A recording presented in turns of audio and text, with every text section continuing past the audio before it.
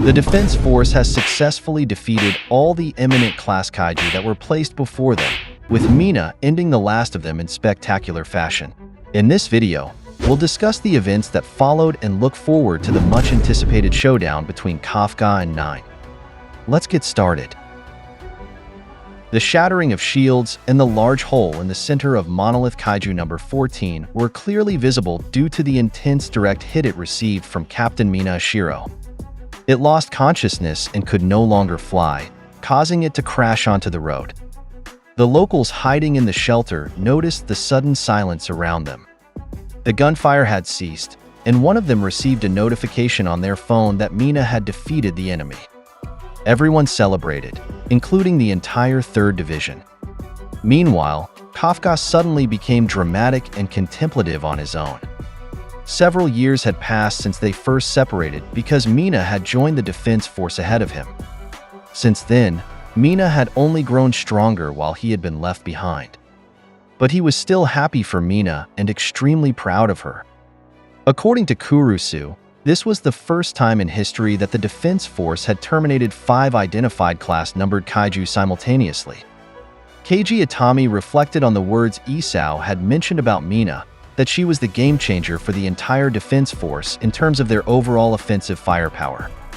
Then suddenly, someone spoke over the radio comms, audible to the entire Defense Force. Okanaji and her colleagues at HQ were surprised because they had no idea whose voice it was. But Kafka, Narumi, and Kikaru knew exactly who was speaking on their comms, and their expressions suddenly became fierce. It was their mortal enemy, Kaiju number 9. He even saluted the camera as a sign of mockery and said that their battle was not over yet. Kafka wondered what Kaiju number 9's new objective was, as his motives had been highly unpredictable the last time they fought. Number 9 mentioned that he wanted to try mimicking their so-called live streaming. Keiji Itami's anger was evident as he furrowed his brow. Number 9 was holding one of the military's drones, using it as his camera and microphone.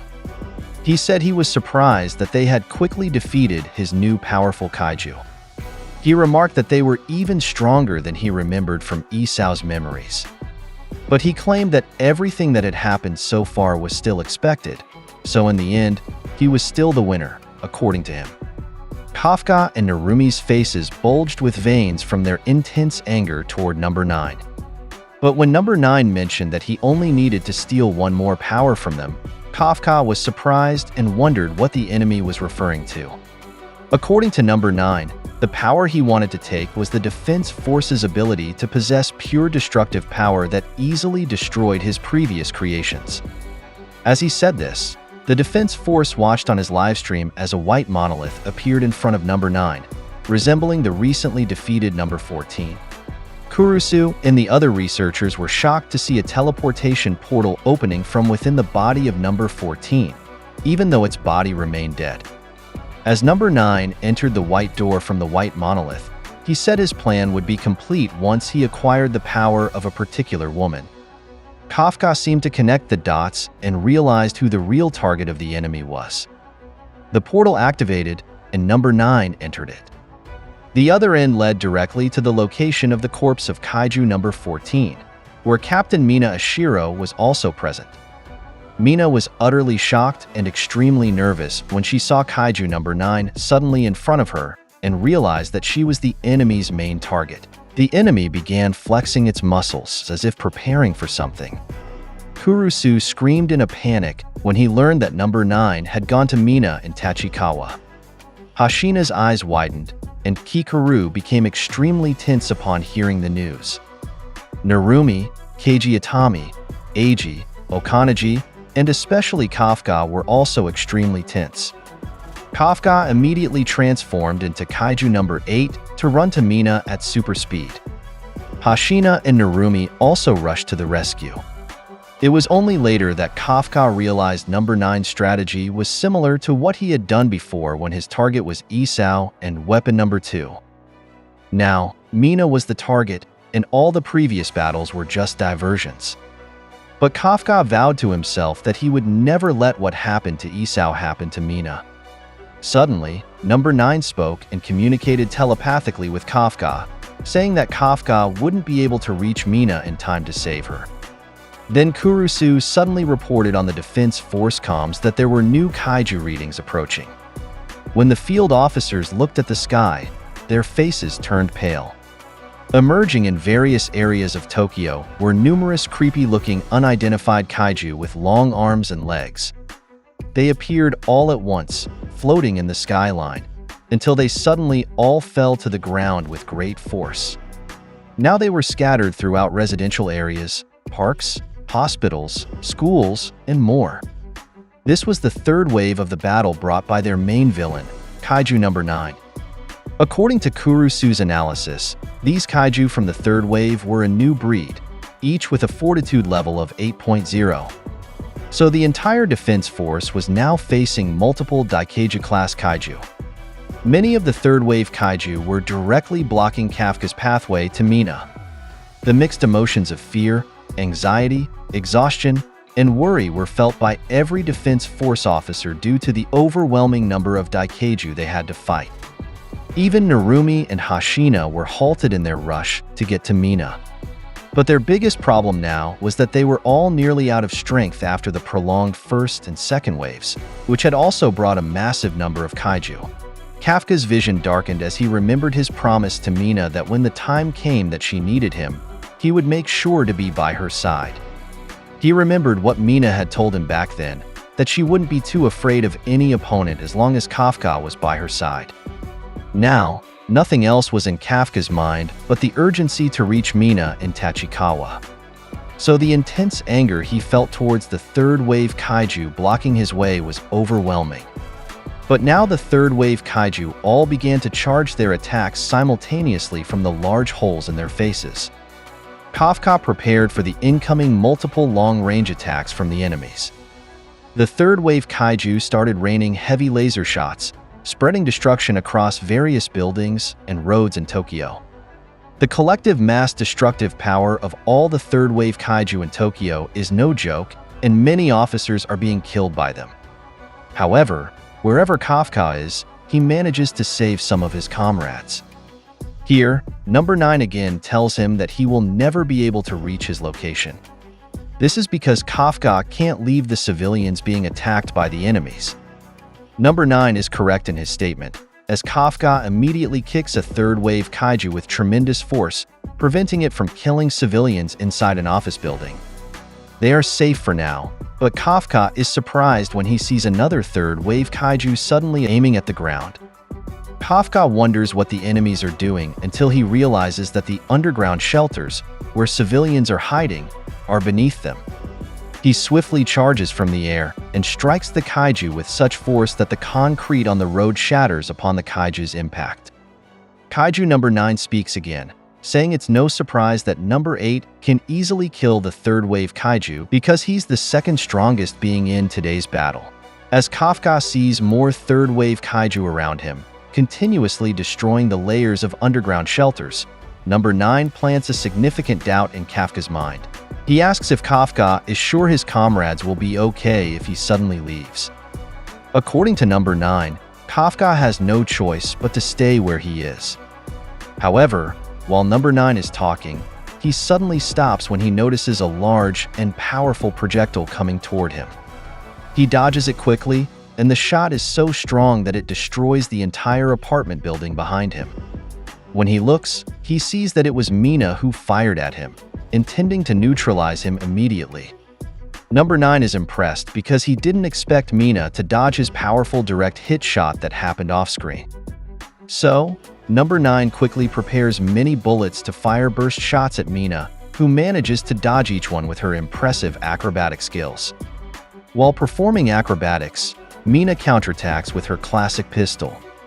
Mina uses its burst shot capabilities, firing 3 powerful bullets that Number 9 tries to block with his force shield projection. But he is shocked by the impact, which shatters his shield. Though the shield is broken, it still ricochets the bullets behind him, causing a massive explosion. Number 9 is again impressed by Mina because she managed such a powerful attack with a small handgun, yet it still broke the shield from Kaiju Number 2's skill set. However, number 9 quickly moves close behind Mina, knowing that getting closer would give him a significant advantage. This is because Mina's close-range battle capabilities are average. When Mina tries to quickly shoot number 9 from behind, he easily dodges it. Mina drops her pistol due to the enemy's hit, and then she is choked and lifted by the neck. Mina can no longer fight because number 9 has caught her in close-range combat, and the entire battle is being live-streamed by a drone above number 9. The whole defense force and the citizens of Tokyo are deeply worried when they see the live feed of number 9 choking Mina, unable to fight back, especially when number 9 declares that he will bring down all of Tokyo today. We now see that Tokyo Tower is infested with many insect-type kaiju. As the streets of Tokyo are scattered with the bodies of defense force officers and some kaiju corpses, number 9 says he plans to make all of Tokyo the main base for the kaiju in preparation for a war to bring down the entire nation of Japan. Kurusu and the HQ can do nothing to cut number 9's line, so he continues speaking to the whole city to scare everyone. Number 9 reminds everyone of the tragedy caused by the cataclysm of Kaiju number 6, which serves as evidence of humanity's natural weakness against giant identified class Kaiju. He states that he plans to absorb Mina to incorporate her shooting skills into the next batch of giant Kaiju, similar to Kaiju number 6. Kikaru, Narumi, Hashina, and Kafka continue fighting the third wave while number 9 releases his limbs with large mouths to start the absorption process on Mina, stating that humanity will have no hope of winning against the kaiju once he steals Mina Ashiro from them. A loud and intense scream of Mina's name comes from Kafka's mouth as he continues fighting and crushing the third wave kaiju blocking his path to Mina. But he sees more enemies targeting the underground shelters again, making him furious because he still can't reach number 9 where Mina is, as he needs to kill more enemies. Najizaka shouts at Kafka and gives him a direct order to head straight to Tachikawa to back up Mina against number 9. But instead of following the order immediately, Kafka makes excuses and asks for a few moments to try to help all his comrades and the citizens in his area. Kafka is deeply conflicted, wanting to go to Mina but unable to leave his comrades risking their lives to save the citizens. Meanwhile, number 9 continues to show everyone his livestream of absorbing Mina's body. Kurusu knows that witnessing Mina's death will collapse the morale of the entire defense force and throw Tokyo into mass panic. Kafka remains in the same area, still fighting the third wave kaiju, his mind deeply conflicted about his priorities. While fighting, Kafka suddenly hears number 9 on the livestream, saying that humans are so predictable. He knows that people like Kafka are the type who can't let go of things, making it easier for them to lose what's most important to them. As number 9 says this, he slowly consumes Mina, who can no longer move to escape, until finally, the cocoon-like projection of number 9 closes, consuming Mina's body. Afterward, number 9 taunts Kafka, telling him to stay and be angry because number 9 has already won. Ironically, that's exactly what Kafka does. He stays and screams in anger. One of the defense force officers with Kafka shouts that he should leave to save Mina because they are all easily replaceable. But Captain Mina Ashiro is unlike any other and must not be sacrificed. Finally, Kafka starts to leave after being repeatedly delayed. But before he gets far, he stops again. What is his problem now? He suddenly stops because he senses the presence of an approaching kaiju. And it's not just an ordinary kaiju. Its presence is so intense that Kafka's body trembles. Kafka seems to forget his priorities and wonders where the powerful kaiju presence he feels is coming from. Then, in an instant, a freezing breeze sweeps the area, and all the third wave kaiju around are hit by ice. Kafka is quite literally frozen in place because of the sudden event and can't figure out where the intense cold is coming from. He then feels a silhouette of a familiar presence behind him and is shocked when it addresses him as Sir. When Kafka sees who spoke, he can't believe that the chilling kaiju power he feels comes from Reno Ichikawa, wearing weapon number 6. Reno tells him that he will handle the battle there and that Kafka should leave. Suddenly, a third wave kaiju charged at Reno from behind, and Kafka promptly informed him. Reno simply raised his hand to control his mini-drones and froze the monster.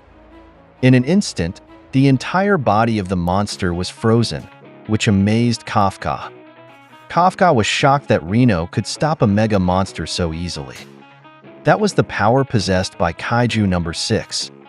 Kafka suddenly cried because he was touched that Reno had really come. So Reno explained that he wasn't the only one who had arrived. In the Chofu district, Mina SE continued to fight a third-wave Kaiju, but no matter how hard she tried, she couldn't even injure it, which was evident from the fear on her face as it approached her. Just as the monster was about to release an energy blast, someone arrived behind Mina SE and told her to keep her mouth shut because she might bite her tongue. Shortly thereafter, the monster released its attack, but fortunately, Mina SE had quickly moved away from the trajectory of the attack.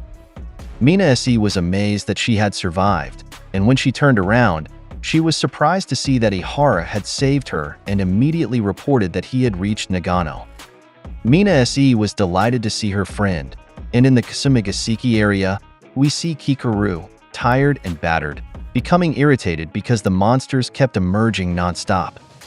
Suddenly, someone attacked 2 third-wave Kaiju in the area, which surprised her, and the attacker jokingly complained that they were facing mega monsters right after coming out of training. It turned out to be Haruchi, accompanied by Aoi, and Aoi quickly reported that they had arrived, with Kikaru visibly happy to see reinforcements arrive. Kafka was also delighted when he heard that all their friends from the 3rd unit had arrived at the scene, and suddenly Reno called him and told him to leave the area. As Kafka was about to argue, Reno threw one of his mini-drones at him and told him to stop protesting. Reno expressed his frustration with him, saying he would not let himself hide behind Kafka again and just watch Kafka carry all the burden. Reno declared that he would lead the way, so Kafka should go to Commander Mina. Kafka's eyes widened, and he remembered Kikaru telling him to give them credit too, and that Reno was also a soldier. Kafka looked at Reno and realized he was right. He was fighting alone again. He remembered Reno's efforts to help him, and suddenly slapped his face to regain his composure, which puzzled Reno. Kafka walked away, saying he understood now. He stated that Reno could handle that area and called him partner, which made Reno visibly happy, though he tried to hide it and just commented that this was what he had been saying to Kafka earlier. The duo prepared to charge at the enemies, while Kafka thought that he had nothing to fear because he had friends he could trust.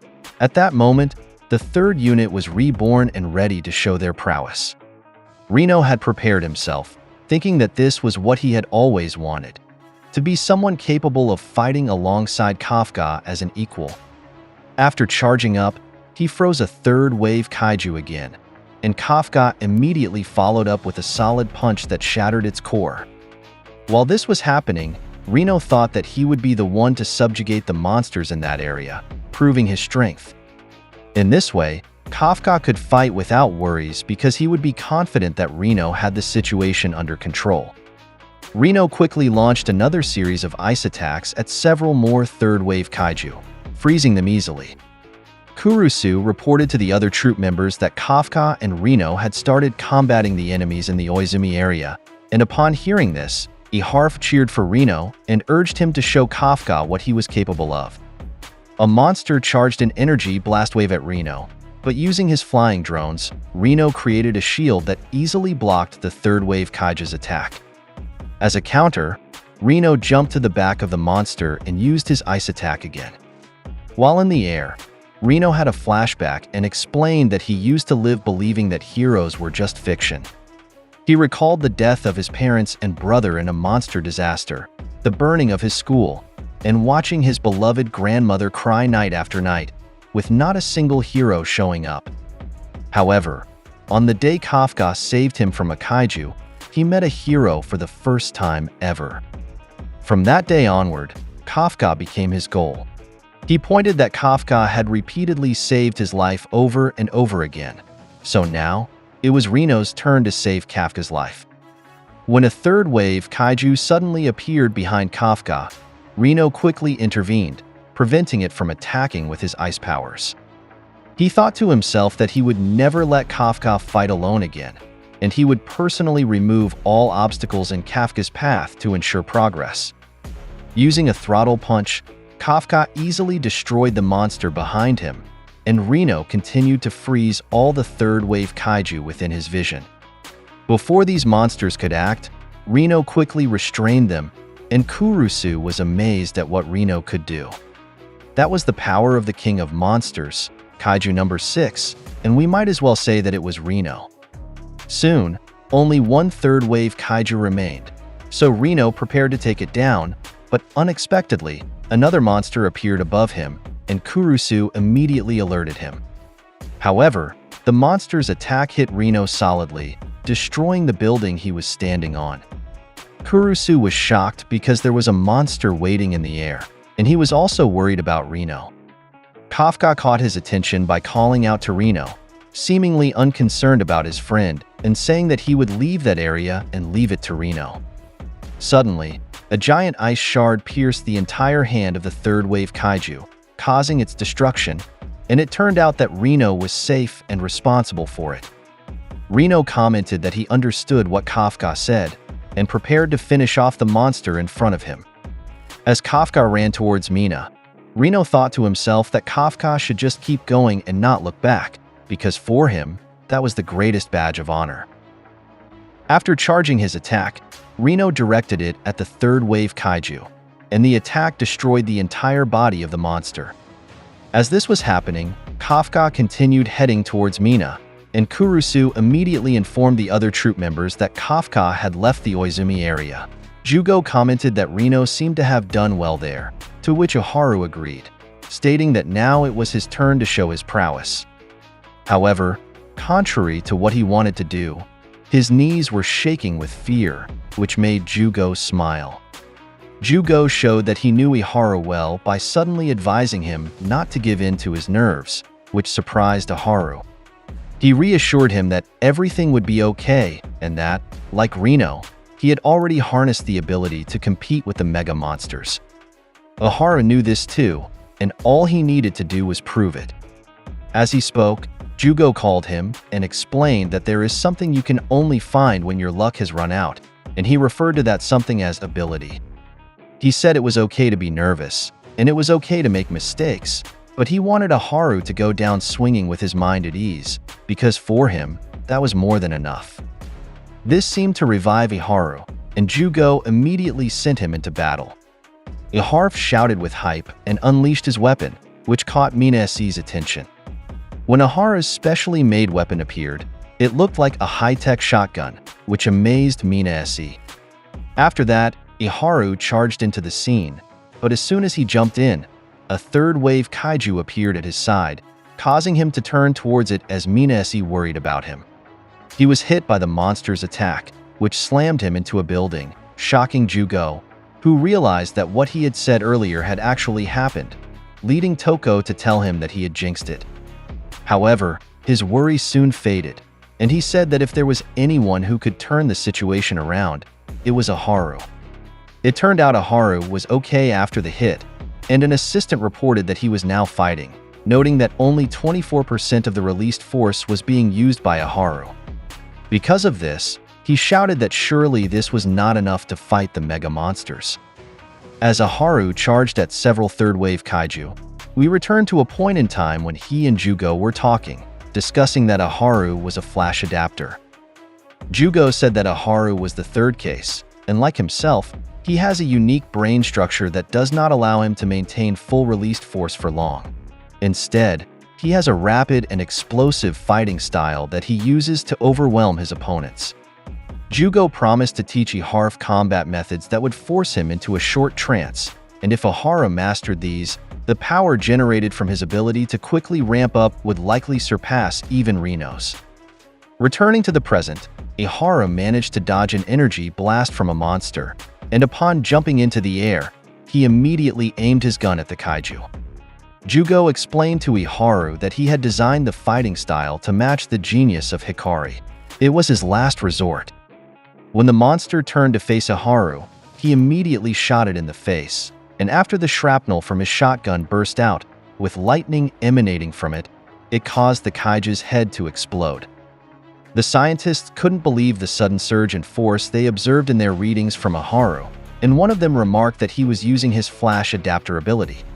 It appeared that Aharu's released force had reached 88%, which surprised the assistants because those numbers were considered commander class. As Aharu charged forward, Jugo looked on proudly. Haruchi commented that Aharu was performing well and commented that because of that, he himself is not allowed to lose either. He quickly prepared to launch an attack with his high-tech bow, suddenly releasing a projectile into the sky, and as the third wave Kaiju looked at the projectile's trajectory, it was suddenly bombarded by a barrage of projectiles. However, the attack seemed ineffective as the Kaiju quickly charged at him, and while a female assistant nervously watched, the monster suddenly changed color, puzzling her. Haruchi explained that although he might not be as flashy as Kikaru, as quick to learn as Reno, or as unpredictable as Aharu, he still felt that the weapon he was using was truly made for him. The monster couldn't escape because of Haruchi's attack, and the assistant realized that Haruchi had used a toxinator, signaling Aoi to take over since he had stopped the monster. Aoi then landed on the head of the third wave Kaiju, using a high-tech pile driver as his weapon. After charging briefly, he completely blew up the monster's head with his special weapon. The assistants joyfully reported to the other troop members that Haruchi and Aoi had defeated a mega monster, where Haruchi told Aoi to keep it up and teasingly asked if Aoi thought he could keep up with him, prompting Aoi to also ask if Haruchi was really asking that question. While that was happening, Eiji continued to fight other third-wave Kaiju, and he was informed that both the speed of the monster invasion and the rate of civilian injuries were decreasing thanks to the reinforcements. He was glad that this was what the next generation of the third unit could achieve, and said that while it wasn't bad, their force was still neither large nor powerful enough. He pointed out that once the next generation became exhausted, there would be another major invasion. Suddenly, Narumi spoke up and identified the culprit as number 9, which surprised Eiji and prompted him to ask questions. Narumi explained that defeating 9 would end it all. Narumi observed the third wave Kaiju in his vicinity and noticed that these monsters lacked brains. He saw that they were receiving signals from outside using some kind of receiver, and it seemed like the troop members were merely killing machines commanded by number 9. While the other reinforcements were still holding up, Narumi felt he could defeat 9 and end it all by cutting off its commands. Eiji then asked what would happen if Narumi couldn't do it, to which Narumi replied that if that happened, as 9 had said, Tokyo would fall. The scene shifted to show 9 placing Mina in a pod to be consumed. Narumi added that all the rookies were struggling to get past those monsters, so he wouldn't allow them to be consumed alive. It also showed Mina's condition inside 9's pod as she was slowly absorbed by the monster. Suddenly, we are transported into Mina's mind, where she finds herself in a dark place resembling a swamp, and we see her as a child. Mina wonders what is happening and where she is. As she walks, she asks if there is anyone else there. Suddenly, her head starts to hurt, and she feels like she is forgetting something very important. Something sticks to her foot, and upon looking down, she sees it's a dead body of a troop member, which startles her. When she turns around, she sees that the area around her is filled with the corpses of troop members, and fear is evident on her face. She screams that this cannot be and asks what is happening. Someone calls her name from behind, and when she turns, it appears to be young Kafka, which makes her happy. Kafka tells her that everything will be okay, so they should move on, and there are no corpses on the path he points out. Miko is also on that path. Mina tries to reason out what they should do, but Kafka quickly interrupts her and tells her not to think about the corpses because it would only hurt her more. Mina says she feels like she is forgetting something very important. Kafka assures her it's okay and that she will feel lighter if she forgets everything. He tells her to just come with him and everything will be okay. Kafka extends his hand, but just as Mina reaches for it, someone stops her, and she thinks it's Miko. However, it turns out to be Bako, and as she stares at this white tiger, Mina remembers him. Suddenly, something binds Mina's hands from the ground, and young Kafka begins to transform, irritated that someone is disturbing them again. In the outside world, it turns out Bako is charging at 9 to save his master, and 9 comments on its loyalty. However, before Bako can get close to 9, 9 easily repels him with a finger attack, which also causes the severing of Bako's frontal right foot. On Mina's side, Bako has disappeared from beside her, which worries her, and she says she told him to hide. Meanwhile, Bako captures 9's attention as his severed limb regenerates. 9 commented that it had failed to become a monster, which was unusual. The young Kafka accompanying Mina gradually transformed into 9, and 9 mentioned that he would like to dissect Bako piece by piece, studying every corner of its body. Mina's concern for her loyal companion was evident as she urged it to leave because it couldn't defeat 9, but Bako did not obey her and continued to attack 9. As a result, 9 easily repelled it again using multiple finger attacks that made multiple holes onto its body. Bako vomited blood, while Mina screamed in concern. Bako's body slowly regenerated again, and 9 noticed that it regenerated more slowly when it sustained such severe damage. Even though Bako was panting, it kept charging at 9, and during this, Mina remembered everything. The corpses she saw were her allies whom she had failed to save. They were the troops who had sacrificed themselves to reach her. As 9 consumed her, she thought to herself whether there was really nothing she could do to save them again. Everyone was fighting with all their might, and all she could do was watch. Mina cried out of frustration, thinking how much she despised her current situation. Suddenly, 9 spoke to her, reminding her that he had told her she would only get more hurt if she dwelled on these things, and she would feel lighter if she forgot them all. Mina silenced 9, stating she could not forget. How could she forget the screams, the suffering, the deaths, and their duty? She would fight while remembering all of it, and she struggled to free herself from 9's restraints. With all her strength, Mina tore off the Kaiju stems attached to her, proudly introduced herself to 9 as Mina, the commander of the 3rd Unit of the Defense Force, and using a pistol, she shot the transformed side of young Kafka's face. And Mina immediately tried to find a way out of that place, but 9 captured her attention by mentioning that the same thing had happened to Isao there. He fought to the end just like Mina, but nevertheless, 9 stated that no one could stop him. Not Mina, not Isao, and not even himself. Mina wondered what he meant by this, and suddenly, there was a rustling behind her. When she turned around, she saw a terrifying abomination made up of various kaiju and creatures. Mina's face was indescribable as she pondered what it was, and 9 commented that no one had ever escaped from that place. A giant eye and other such things stared at Mina, while 9 pointed out that not a single person had ever successfully left there. Suddenly, 9 appeared, and as he walked towards Mina, he stated that at no point in time had anyone ever escaped from that place, no matter how strong or who they were, and he showed her some people who had been trapped there like Isao, a samurai who I think might be one of Hashina's ancestors because he has Asian features, and another man who seemed to have been influential in the past. Faces of people 9 had consumed over the years emerged from his body, indicating that 9 had been alive for a long time and had been studying humanity for just as long. He told Mina not to fight and to just join him, but suddenly small goblin-type kaiju appeared at Mina's feet, which she quickly destroyed with her pistol. However, suddenly a kaiju mouth appeared to her left and bit her, but fortunately, she imagined she also had a pistol in that hand, so she blew it up as well.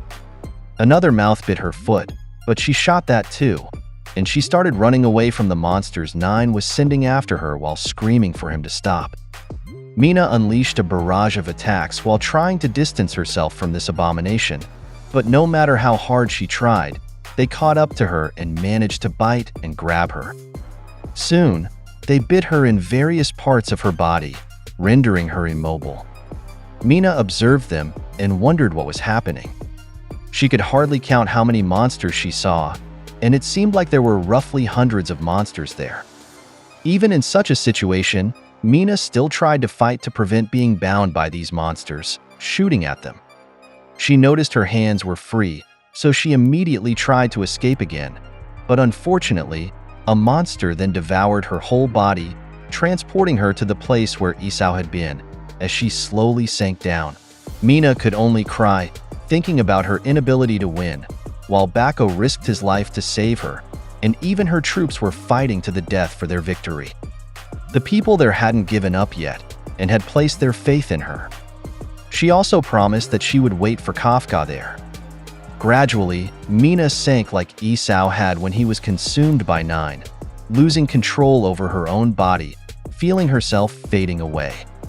It seemed like all her efforts in life were in vain, and she explained that when she was beside Kafka, she felt invincible. When they were together, no monster could stand in their way.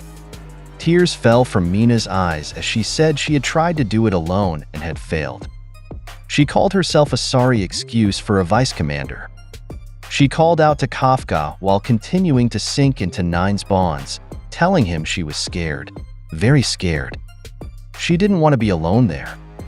As she sank, when Mina opened her eyes, she saw young Kafka in front of her, which made her wonder if it was just Nine again. Young Kafka spoke and reassured her that everything would be okay. Young Kafka turned to her, and she saw the familiar expression Kafka always made when saying everything was okay, so she realized it wasn't Nine. Young Kafka smiled, saying he was right beside Mina, and she saw the future they had promised each other where they would fight side by side against the Kaiju. In the outside world, suddenly, blood splattered on Nine's face, and it turned out that his entire arm holding Mina had been severed. It also showed Bako severely injured and beaten, drawing attention to what had happened. Nine commented that the person who had come there was responsible for this, wondering how he had managed to get there. It turned out that Kafka had arrived, and he immediately managed to rescue Mina from Nine's grasp. Nine scratched his face while staring at Kafka, and inside the shelters for civilians, people saw Kafka transformed into his Kaiju number 8 form. The civilians panicked when they saw this because there was a new monster, and Nine had not yet been defeated, which made them think it was truly the end of their lives. Suddenly, a child joyfully shouted that he recognized the monster, causing people to turn their heads. It turned out that this child was the little girl whom Kafka and Reno had saved at the beginning of the story, and she explained to the people that the monster, whom she called Gramps, had come in his monster form to save them. Another crying child wondered if she knew the monster, so she explained that when her mother was attacked by a monster, Kafka beat it and saved them. Thus, the girl was sure that her hero would defeat number 9 in that battle. The people stared at her, and a man there had a realization. He explained that he had seen that monster on the news before, which caused a chain reaction among the other people there, and they commented that the appearance of another Kaiju there looked familiar. One even noticed that he had seen the mouth of that monster, so soon, they realized that the monster they were seeing was Kaiju number 8. Assistants in the control room immediately reported to other troop members that Kafka had arrived in the Tachikawa area, which brought smiles of relief to the entire defense force, especially the 3rd unit. Kafka set Mina down on the side and apologized to her for his delay. Kafka also spoke to Bako, thanking him for his help because Bako was the reason Kafka had caught Nine off guard. Nine pondered that it should have been impossible for Kafka to reach that place, so he tried to check on the 3rd wave Kaiju he had sent using the type of receiver that Narumi had mentioned earlier because Kafka would have had to go through powerful monsters that they had no data on how to defeat. Nine then wondered if Kaiju number 6 was responsible for this because he thought no one else could have used the number's weapon made there. Hashina called Kafka and pointed out what Narumi had said about them only having as long as their reinforcements could hold out in the fight, meaning that if they were defeated, the entire area would fall. Therefore, it was Kafka's duty to subjugate Nine before that happened. Kafka understood this and thought that he had reached where he was now because of all the people who had supported him. Kafka prepared to fight and warmed up in front of Nine while the control room informed him that Operator Team 13 would provide support, and they designated the area as a Grade 7 restricted area. They also confirmed that no delayed communication signals were detected within a 1-kilometer radius. After warming up, Kafka looked at Nine seriously and declared that he would win no matter what. Nine tilted his head while looking at him, resembling a curious child. The two stared at each other, and the intensity of the scene was evident on the faces of those watching. Nine gradually approached Kafka, and after cracking his neck, he clashed with Kafka, the two powerhouses engaging with their arms. The strength of the impact, even just from their arms nearly touching, destroyed everything around them. People's concern and anxiety for Kafka's well-being were visible, and the power of Nine's attack strained Kafka's body. Nine spoke to Kafka and told him that the fact he was still standing there was merely a minor miscalculation, a minor mistake that could be corrected. One man couldn't believe that Nine was holding his ground against Kafka. Meanwhile, Kafka thought to himself that he had always known the monster he was facing was strong, which is why he had come prepared. He remembered Hashina's teachings that troop-style hand-to-hand combat is rooted in the lower half of the body, and it's all about taking that power and transferring it to your fists. Kafka planted his feet firmly on the ground, clenched his lower back, and delivered a left strike to Nine. The force of the impact shattered their position again and caused a shockwave behind Nine. Nine thought to himself that Kafka was much stronger than before, as the punch tore the muscle fibers in his arm. Kafka clenched his fists and used the troop-style hand-to-hand combat technique, a fighting method perfected by Yi Sao, combining strength and technique to battle Nine. After preparing, Kafka delivered a powerful right straight to Nine, which tore Nine's muscle fibers due to its strength, and even the building behind them was destroyed by the shockwave of that attack. The intensity of the battle was visible on the faces of the spectators, and Kafka managed to knock Nine back. Nine quickly regained his stance, and Kafka followed up with a punch, causing a rapid exchange between the two. After a brief pause, their surroundings were completely destroyed due to the strength of their attacks, causing numerous buildings in the area to collapse. Kaiju commented that the city wouldn't last long because of those two, and Najizaka added, especially considering how those two were fighting. He suddenly became irritated and thought that they were being confronted with the fragility of civilization, and what they were witnessing was a clash of eminent class monsters. Kafka continued to unleash attacks on Nine, while Nine kept defending against them. Kafka's punches were relentless, while Nine seemed to just stare at him while blocking. Some spectators were delighted watching Kafka as it seemed he was beating Nine, but in Najizaka's mind, he thought they were very wrong. Despite the impressive action, Nine wasn't even slightly damaged. Nine had clearly stated earlier that he was accessing Yi Sao's memories during the signal hijacking, so it only made sense that Nine knew about hand-to-hand combat. Nine quickly assumed a punching stance and commented that he knew how Kafka fought. Nine mimicked what Kafka had done earlier and clenched his fists, then immediately countered, forcing Kafka to defend. Najizaka was surprised that Nine countered Kafka's attack, and when Kafka used the troop-style hand-to-hand combat, second form, blast, Nine used it too. The two clashed, but Nine was stronger, pushing Kafka back. Nine explained to Kafka that it was futile, because his power was leagues ahead of his when using the same moves. Najizaka thought to himself that Nine was predicting every move Kafka made. Nine knew the troop-style hand-to-hand combat, and furthermore, he had learned it from the strongest user of that technique, Yi Sao. An assistant in the control room became worried and asked what they should do now, while Nine told Kafka that it was disappointing because he had not exceeded his expectations.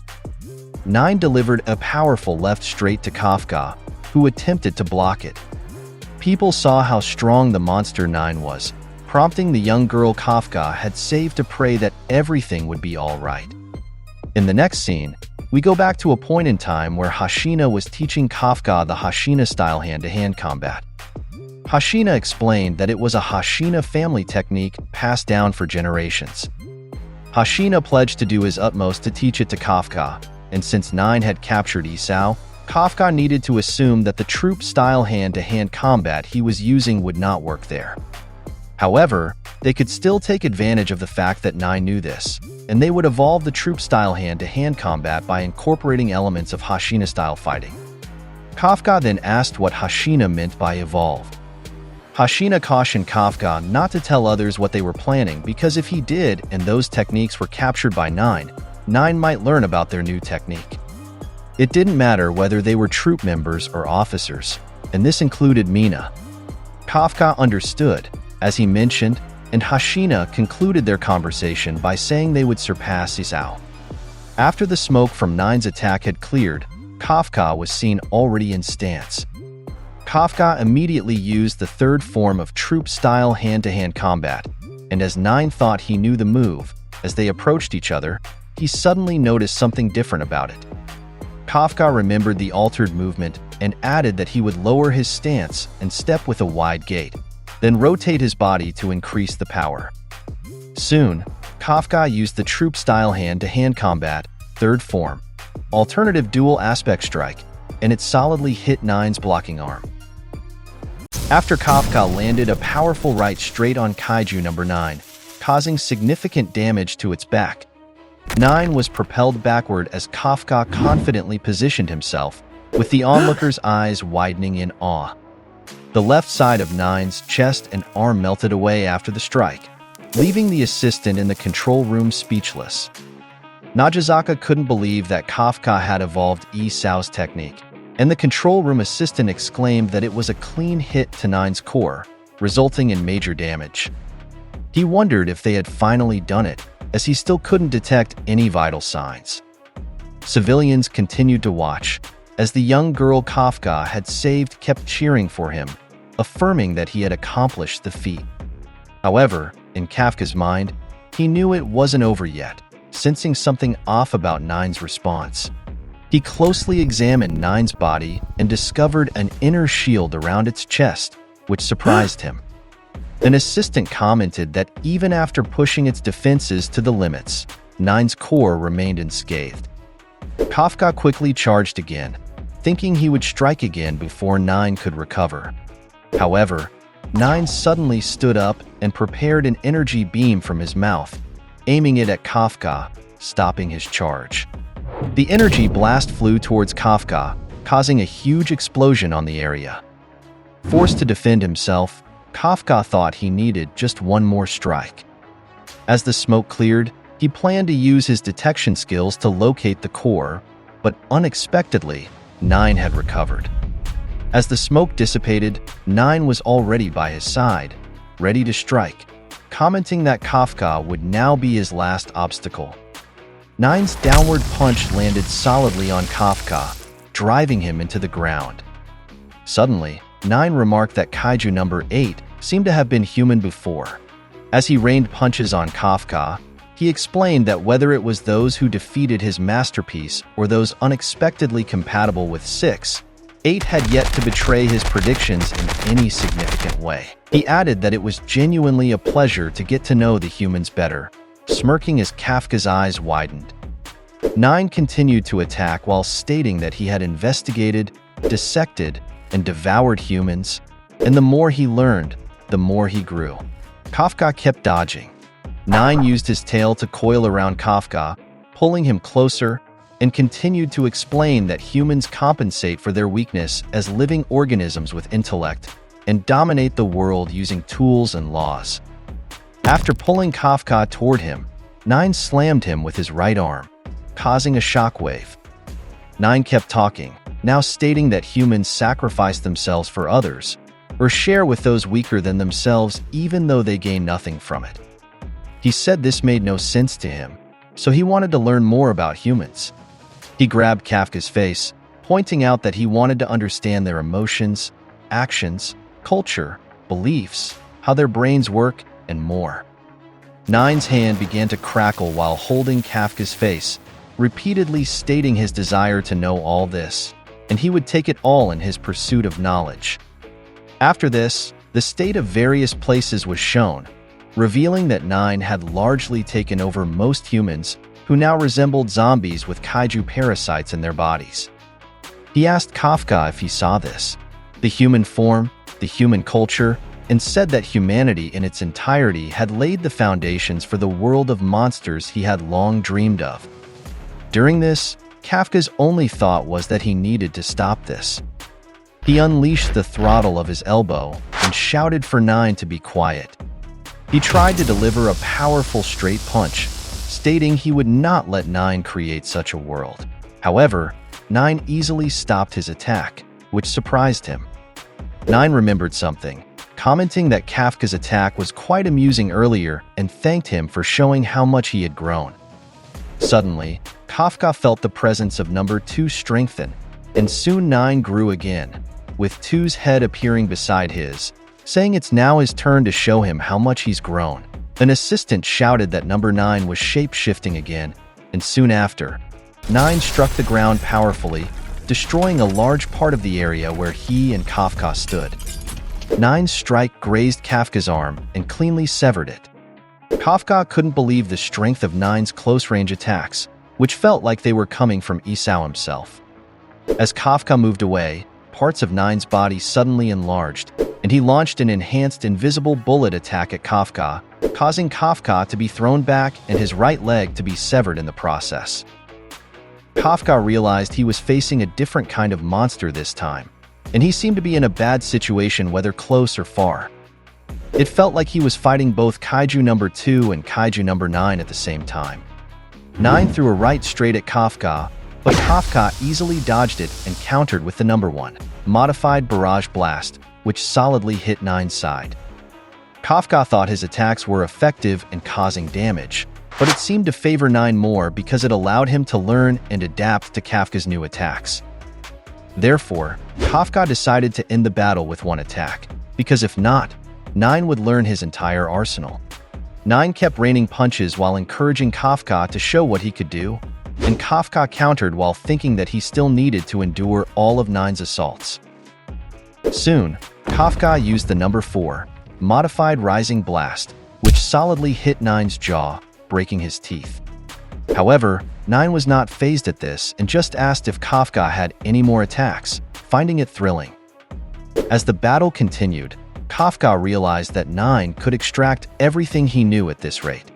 Okanaji shouted that the situation was bad because 9 was gradually adapting to Kafka, and it was only a matter of time before Kafka ran out of options. Hashina then spoke up, noting another problem. More than 30 minutes had passed since Kafka transformed into Kaiju number 8. We briefly go back in time when the chief scientist of the Defense Force observed the correlation between Kafka's transformation time and the Kaijuification of his body, noting that if he remained in his transformed state for an extended period, or if his body was taken over again, Kafka might not be able to return to his human form. As the battle continued, Kafka stated that others had ensured his arrival there, so he could not afford to lose no matter what happened. He launched a combo at 9, targeting his chest and thinking he just needed one shot at the core. Just as his power punch was about to land, 9 unexpectedly dodged quickly, causing Kafka's eyes to widen. 9 appeared behind him, commenting that Kafka seemed to have no new moves left, and immediately used the number 6, Thunder Emperor on Kafka. Despite Kafka's attempt to block it, it pierced through both his arms, exposing his core. 9 quickly grabbed the exposed core and declared checkmate, which made Kafka and Nojizaka worry. As 9 pulled on Kafka's core, he taunted that it seemed this was the end of their fight. However, Kafka quickly countered, stating it wasn't over yet, and remembering his childhood with Mina, he suddenly revived and declared it wasn't over because he had the ultimate childhood friend. Suddenly, 9's hand holding Kafka's core exploded, shocking 9, while Kafka's eyes glared at him. Shortly after, another projectile hit 9's side, throwing him back and causing a massive explosion. The person who executed this commented that Kafka had always been like this since they were kids, always rushing into danger alone. Kafka laughed and remarked on the incredible strength he possessed, and when he looked back, it turned out to be Mina, recalling Kafka's usual reassurance not to worry. Mina just sighed, remembering this, and said it was really good that she was right by Kafka's side. In the next scene, we suddenly went back to a time when Kafka and Mina were children, and Mina asked Kafka what kind of troop member he wanted to be. Kafka thought about it and soon excitedly said that he would wear his battle suit and achieve a record-breaking 99% released force. He added that he also wanted to be a master swordsman and the strongest gunner. He would defeat 10,000 monsters and become the popular commander for 10 consecutive years. Mina was speechless and asked what kind of corny, made-up story that was, commenting on how childish Kafka was, which irritated Kafka, who then asked her what she wanted. Mina responded that she wanted to save many lives. This included troop members, civilians, and even their pets, and no one under her deployment would die. That was the kind of trooper she wanted to be. Kafka stared at her, and soon sarcastically said while picking his nose that it seemed unrealistic that no one would die, which annoyed Mina, who retorted by asking what does he know about being realistic. Because of this, Kafka tried to calm her down and said they should make it happen, capturing her attention. He added that he knows that the two of them can become a troop member and make the things they talked about happen. After that, we return to the present where Kafka is just staring at Mina as she approaches him. They looked at each other and faced in the same direction, and just as Kafka was about to speak, Mina abruptly called him a liar, which made him dumbfounded and shut up. Mina explained that he had said he would catch up right away, and she thought Kafka might not show up again. This left Kafka even more speechless, and he just apologized, with Mina pointing out that even when they were on the rooftop, he did not rely on her help. This led Mina to question if Kafka wanted to keep things to himself, making him nervous. Soon after, he agreed with Mina but explained that Reno had helped him realize that wasn't going to work. Mina seemed jealous when she heard this because Kafka had asked Reno for help, but not her. Kafka apologized again, saying it was not just for being late, but also because the person he is now isn't the one he expected. Mina looked at him, and while recalling what she had seen inside 9, she said she hadn't become the type of adult she had imagined she would be either. But even so, they needed to continue. Suddenly, the debris in front of them exploded loudly, and 9 was standing up again. Kafka slapped his own face to regain his composure, and warned Mina that the monster was coming again. As Kafka stared seriously, Mina called out to him and thanked him for being there by her side. Kafka's eyes widened at this, and he remembered what he had told Mina about his dreams. An unleashed combat power of 99%, being a master blade wielder, and being the strongest sharpshooter around. In his mind, he acknowledged that none of this childhood dreams came true, but there was still one left. One last promise, to be with and beside Mina in battle. Mina urged him to charge, and he agreed, and as they remembered their childhood promises, they shouted together that they would exterminate all the monsters together, and they prepared to confront the formidable Monster 9. They declared together that they would now subjugate Kaiju number 9. Everyone watching and monitoring them heard this, and they immediately charged at 9. 9 launched 2 powerful invisible bullets at them, but Kafka dodged them by jumping.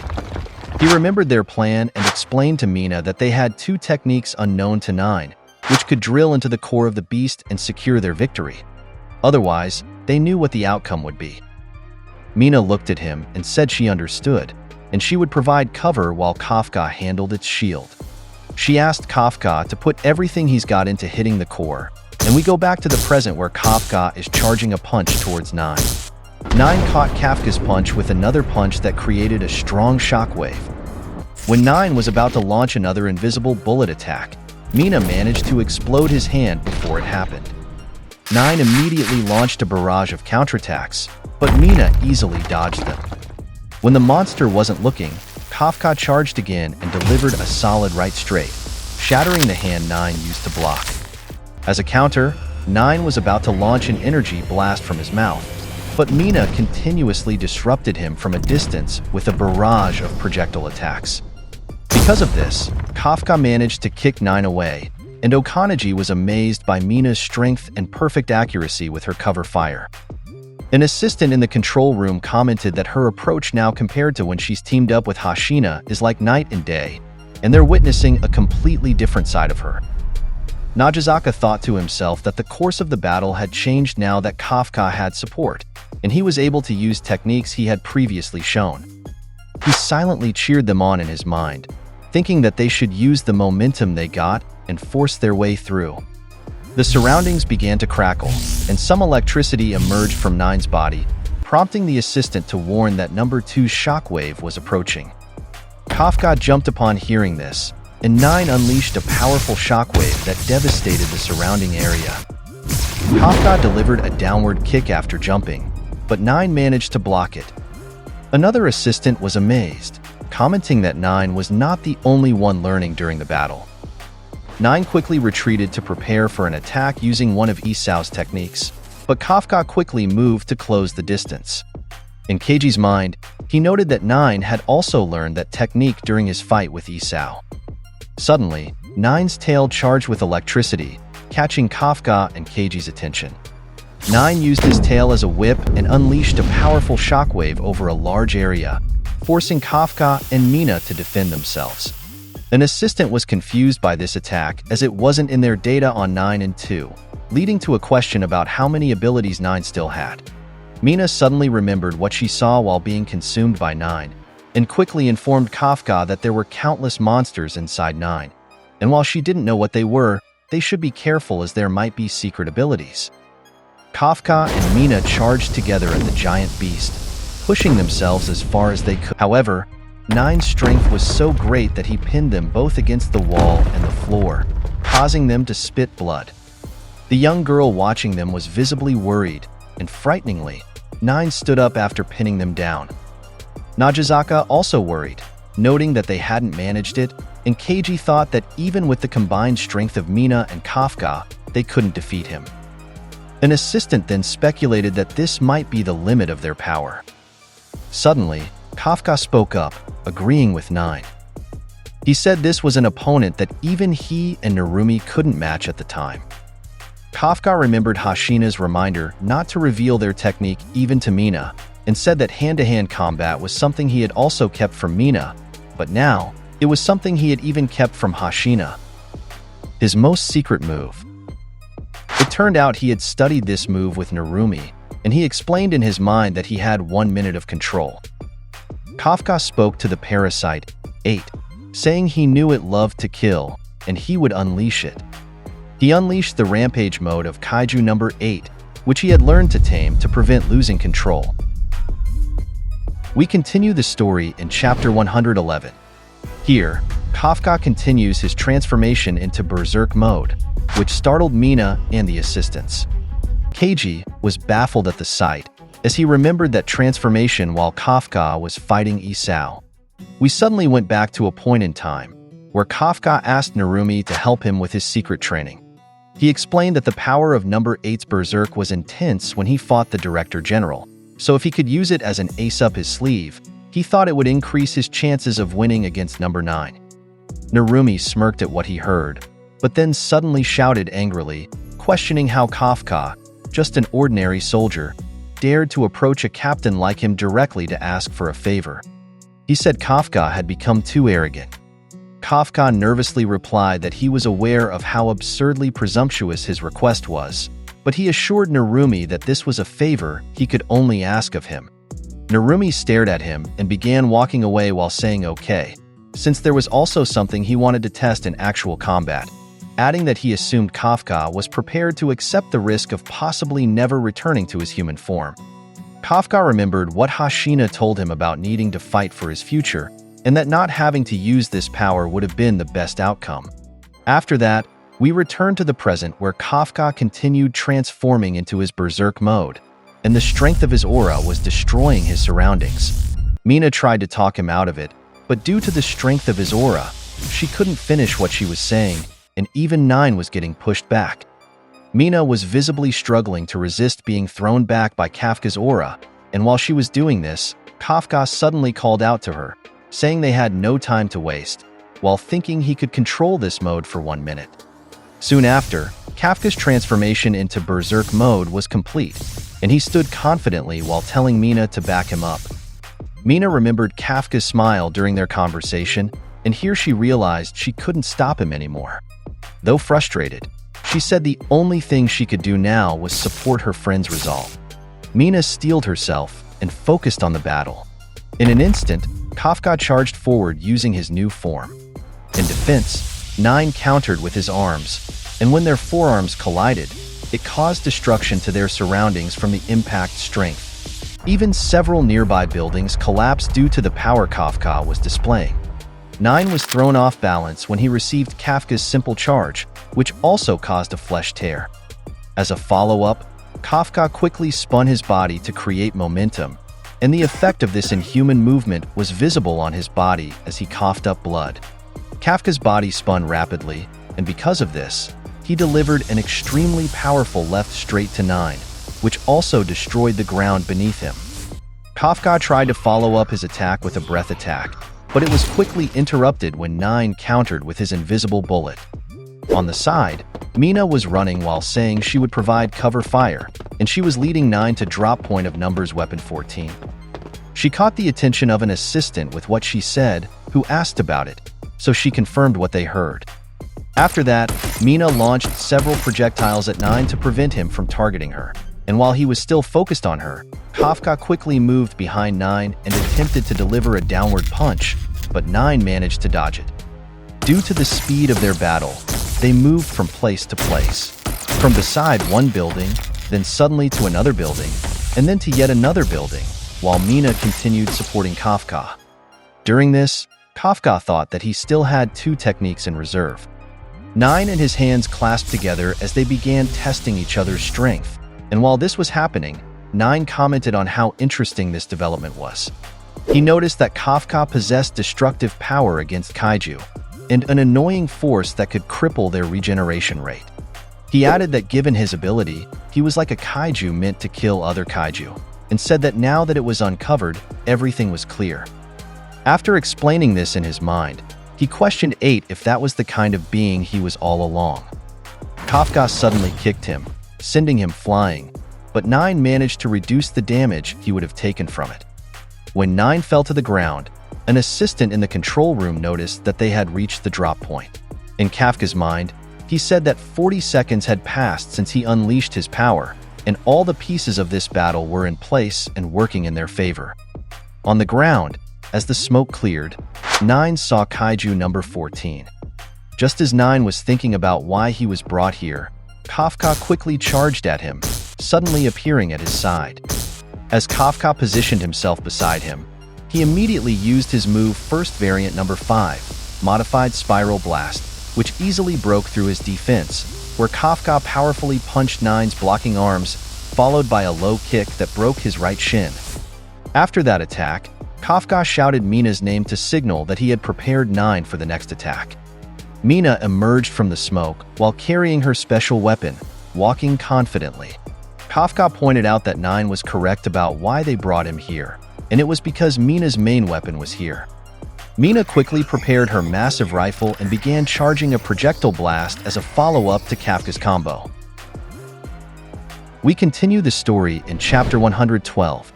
Here, after Mina's brief preparation, she unleashed an incredibly powerful projectile attack using her special weapon, so powerful that even the path it traveled through was destroyed. In response to Mina's approaching attack, 9 created a shield and surrounded his entire body with it. However, due to Mina's extraordinary firepower, it was easily shattered. 9 stepped back after taking that attack and commented in his mind that Mina's gunfire was meant to destroy his shield, ensuring that the remaining variant could move and destroy his core. He praised the plan the two had made against him, but there was a catch. When Kafka prepared to follow up with a powered-up punch, 9 quickly covered his core with a small shield. He grinned at Kafka, thinking he had outsmarted them, which was evident in Kafka's surprised expression when he saw there was another one. Kafka was shocked because aside from this body having 2 numbered Kaiju, it could also produce 2 shields. 9 told him that his shield would regenerate here to endure Kafka's strike, so he seriously declared that he had won. Nevertheless, Kafka still prepared to attack while wondering if his punch could penetrate through the shield and all the defensive layers protecting 9's core. Kafka continued despite his doubts, telling himself in his mind that either way, he just needed to do it. He shouted with all his might and tried to destroy the second shield 9 had created around his core, when 9 suddenly felt a strange sensation. His body began to pulse, and soon after, Kaiju number 2's head beside his own head started to disappear. He wondered what was happening, as it seemed he was losing control over number 2. When he felt this body, he sensed Esau continuing to fight against his control despite what he had been through inside Nine's body. He stared at this in disbelief that Esau still had this much strength and awareness. Using his remaining strength, Esau temporarily took control of Nine's body and disrupted Nine's inner control over his own movements. Nine's shield covering his core began to disappear, catching Kafka's attention. Half of Nine's face also started changing appearance, gradually taking on Esau's form. When Kafka saw this, he became tearful, but he didn't stop his charge, as it only added to his drive to defeat Nine. Because of this, Nine was forced to produce countless arms and use multiple invisible bullet attacks to stop Kafka. However, these exploded like bubbles before he could launch his attack, due to Mina's extraordinary firepower. All the arms he produced were obliterated by Mina's cover fire, and Kafka immediately jumped in front of him, ready to deliver a powerful strike. Unexpectedly for Nine, Kafka suddenly planted his feet on the ground and began to wind up. Electric current gradually appeared around Kafka, reaching his entire body, and he began to use one of his remaining aces. Nine looked up at this while it was happening, which caught Kafka's attention, and he suddenly commented on how many more of his expectations would humans surpass. Soon after, Kafka used his move variant number 6, Modified Thunder Emperor, and his two fists solidly hit Nine's chest, with such force that it destroyed the ground they were standing on. When Kafka's strike landed, it managed to penetrate Nine's core. However, this wasn't the only thing Kafka's extraordinary attack accomplished, as it also created a hole through Nine's entire back due to its tremendous impact. We continue the story in chapter 113. Here, after Kafka's solid attack landed, it managed to break Nine's core. When Kafka saw this, his eyes widened, and he shouted with joy because he had finally cracked it. Nine spat blood from the attack he received, while Mina and the spectators' faces showed their faith that this would finally end the monster. Their assistant in the control room shouted that Kafka had achieved a clean hit, damaging Nine's core. Kafka thought this was the end of their battle, but Nine caught his attention when he called out to 8. When Kafka turned to look at him, he seemed shocked by what he saw, and Nine eerily said they should have a moment to talk. Nine's chest began to crackle, and Kafka suddenly felt a strange ambience. In an instant, he was suddenly transported to a war zone in the middle of a mountain range, where countless samurai lay fallen. Kafka's confusion was visible, and he asked himself if this was a battlefield, or if he was perhaps inside Nine. He looked around and began searching for Nine. While surveying the surroundings, he noticed a kabuki mask on the ground, and commented that it seemed familiar to him. He heard movement behind him, so he quickly turned around. When he turned, he saw Nine, but his appearance had changed to what seemed to be a younger version. Kafka was puzzled by this, and Nine commented that at first, he thought it was just a coincidence that he appeared before him during their first meeting, which only confused Kafka further. Nine added that but he knew then, once he sensed what was inside Kafka, that it was a stroke of fate from a long, long time ago. Kafka asked what he was talking about, so Nine returned a question asking if the surroundings didn't look familiar to him. While Kafka was ready to attack, he just repeated his question to Nine, but was interrupted when Nine commented that he seemed not deeply linked to this yet. To think that he could still exert this much power, so it seemed 8's grudge from back then was intense. Kafka shouted, asking what he was talking about, and if he meant that he hadn't defeated him yet. When Kafka was about to say that one more hit would end their battle, Nine quickly responded that he was wrong, and that he had already won. Kafka stopped at that, and Nine explained that he wouldn't last much longer and would disappear, and his hopes were already destroyed. They had fought here, and Kafka had won, while calling him by his full name. He said he really enjoyed himself. Humans had surpassed each of his expectations and thoroughly destroyed his plans. He said he had wanted to learn more and research to get closer to humans. After explaining this, he said he was admitting his defeat. However, Despite everything he had expressed, Kafka seriously told him to stop lying. So Nine countered that he wasn't lying and he really had no options left. Kafka pointed out again that he was definitely lying, and if not, then what was he seeing here? Kafka gradually began to hear the word kill, and he felt an extraordinary aura, causing him to shout and ask what was coming out of Nine's body. Here, we were shown a terrifying scene where strange auras or souls were emerging from Nine's body, prompting Kafka to question what these things were. Kaiju number 8's body seemed to go berserk behind him, causing Kafka to turn and wonder in his mind why it was reacting this way and repeatedly saying the word kill. Something began emerging from Nine's body while he commented on how disappointing this was. Various monsters emerged from Nine's body while he explained that because his core was destroyed, his equilibrium was also disrupted, which would cause him to transform into a beast whose only purpose would be destruction. Kafka remembered what Mina had told him about there being numerous kaiju inside Nine, and here he realized this was what she had been referring to. While Kafka was still asking what kind of being Nine was, the ground began to shake and gradually broke apart. A huge hole formed around Kafka, leaving him standing on a pillar of dirt. During this, Nine asked him what humans called the thing he was referring to, and if he remembered correctly, they called it May. The wall next to Kafka began to crack while Nine recalled this, and soon after, an abomination of a kaiju emerged from it, and he announced that this form was the Kaiju of the Meiriki era. Kafka felt extraordinary terror when he faced it, and he suddenly remembered the kabuki mask he had seen on the ground earlier, realizing this was the samurai he had seen at the temple where Hashina had taken him to practice. In the outside world, concern was visible on Mina's face as she stared at Kafka and Nine. It turned out her reaction was because Nine had managed to impale Kafka with a surprise attack that came from where his core was located. We continue the story in chapter 114. Here, Nine explained that before, he was just a weak kaiju with intelligence as his only pride, and that was all he identified himself as at first. He hid himself from humans and lived peacefully by only eating small animals, until a fateful day came when he learned that he was stronger than humans, and this was the day he managed to kill a man. Ever since he began learning, he said he couldn't stop himself. He studied his capabilities and what existed in the human world, and as he continued to amass knowledge, his curiosity grew and he became obsessed with learning.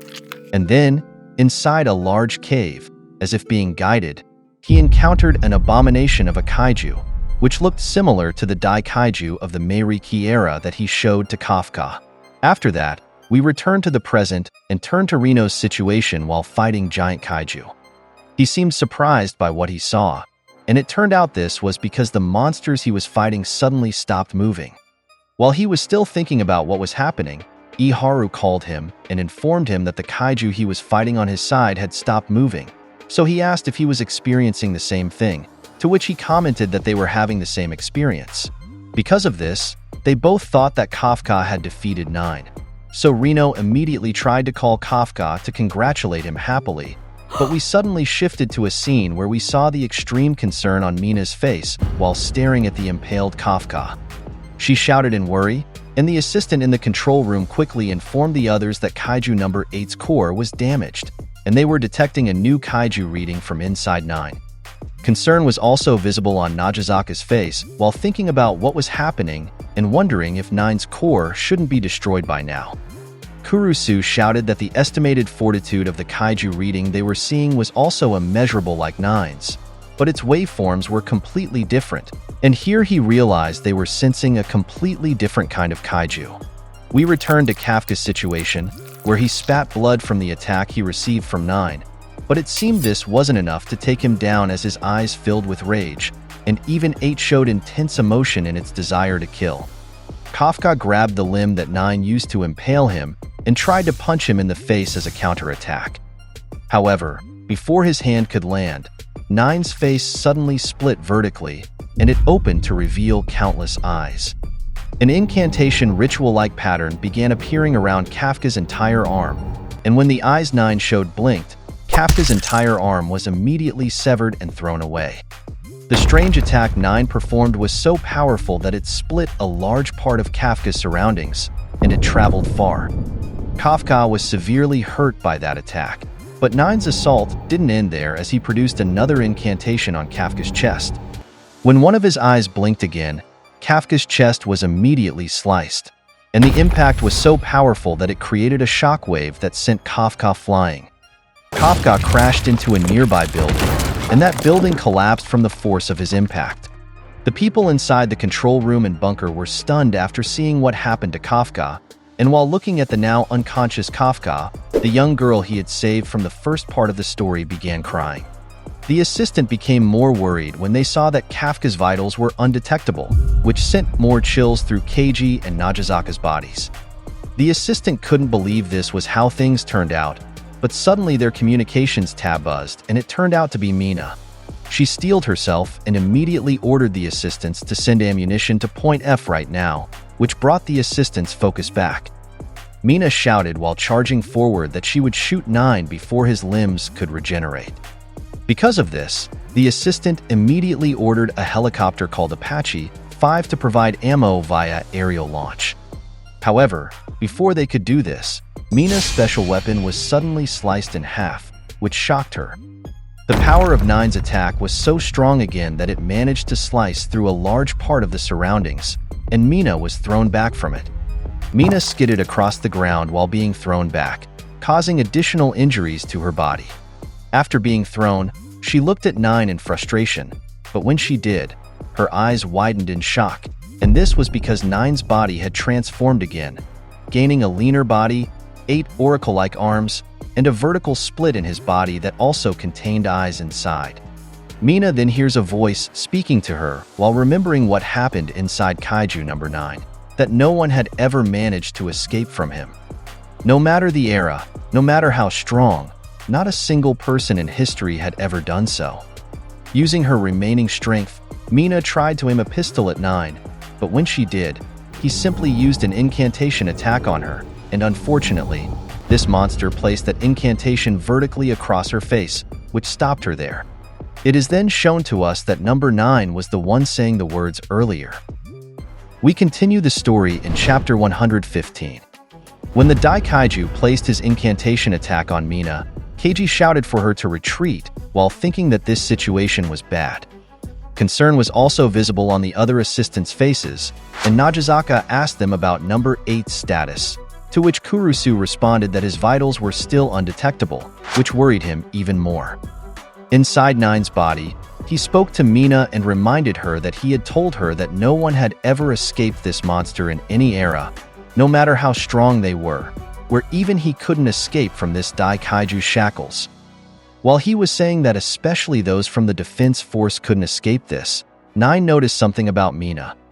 He saw Mina's expression, that even while facing her end, her face still showed courage and the drive to win. Because of this, 9 asked himself what kind of look he was seeing in her eyes. The 3rd Division emblem was shown, and Mina began explaining that it had always been this way since before. She said there was one particular person who always helped her make up for her numerous flaws. The person who always cleared the way to make it easier for her to operate, and whenever she encountered a wall she couldn't break down alone, he was always there to open a path for her. Her ultimate adjutant. A reflection mirrored in her pupil while she aimed her pistol at 9, and it turned out Hashina had arrived, jumping from behind the Daikaiju to help Mina. Hashina immediately prepared to use his Hashina style, Sword Slayer technique number 6, 8-fold slasher, and as he got close to the Daikaiju's back, he delivered 8 incredibly fast slashes toward this monster. He landed on the ground after that, and shock was visible on Keiji's and other spectators' faces. An assistant in the control room stuttered at first, but soon shouted that Vice Captain Hashina and Numbers Weapon 10 had arrived on the scene. Nagazaka also shouted that the two had arrived just in time. Okanaji quickly warned Hashina about the Daikaiju's incoming attack from behind, causing him to turn around quickly. Fortunately, before the monster could release its incantation attack, Mina stopped it using her pistol shots, forcing the Daikaiju to dodge using a phase shift move. While this was happening, Hashina spoke to Okaneji and requested her to execute Phase 2, to which Okaneji immediately complied and ordered Apache 9 to release what they had prepared in Pattern 7 to points F through G. Hashina also spoke to Tin and explained that their current enemy was worse than what they faced earlier, so they needed to go all out from the start, to which Tin just called him a fool. Countless weapon pods fell from the air, and all of them landed around Hashina, while he quickly prepared himself. Tin shouted that he was a fool because as if they would do anything else besides going all out immediately. Hashina charged with extraordinary speed, and when he got close to the Kaiju, he delivered a cross slash. In response, the monster pressed its thumb and index finger together as if signing the letter F, and suddenly something struck Hashina's attack, nullifying it. Hashina wondered if a shield was responsible for stopping his attack, but when he looked closely at the Kaiju, he saw its tail had grown longer and much thicker. Hashina could only curse and immediately started running, while the monster tried to hit him with its tail whip attack. Due to the powerful impact of this monster's tail on the ground, it destroyed a large part of the surroundings, while Hashina fortunately managed to dodge it. In Hashina's mind, he realized that every blow this monster delivered was lethal. He quickly called out to Mina to tell her that he would handle the Kaiju and that she should go to Kafka. Mina objected and said this wasn't an enemy he could handle alone, to which he replied that he knew that, and that was why he wanted to authorize one more person to join the group. Another voice responded and was irritated by Hashina's statement about needing authorization, saying he definitely wouldn't let that slide. He said he was the captain of the 1st Division, the key military division of this nation, so why would he need authorization to join their small operation? The people in the control room were left open-mouthed when they heard this, and it turned out the owner of this voice was already on the scene, standing atop a destroyed building behind the Kaiju. At last, yours truly Narumi had arrived, and he irritably called Hashina a rotten bowl-cut jerk while asking what he had to say about that. We continue the story in Chapter 116. Here, Narumi began explaining that 4 years ago, at the 1st and 3rd Division Joint Training, from the moment he met Hashina, he never liked him. When he looked at him, Hashina saluted him and turned back around. In Narumi's mind, he commented that he had the type of face he hated, and it looked exactly like his brother Soichiro's. He tried to ignore it and questioned his status as a rank-and-file officer from the 3rd Division.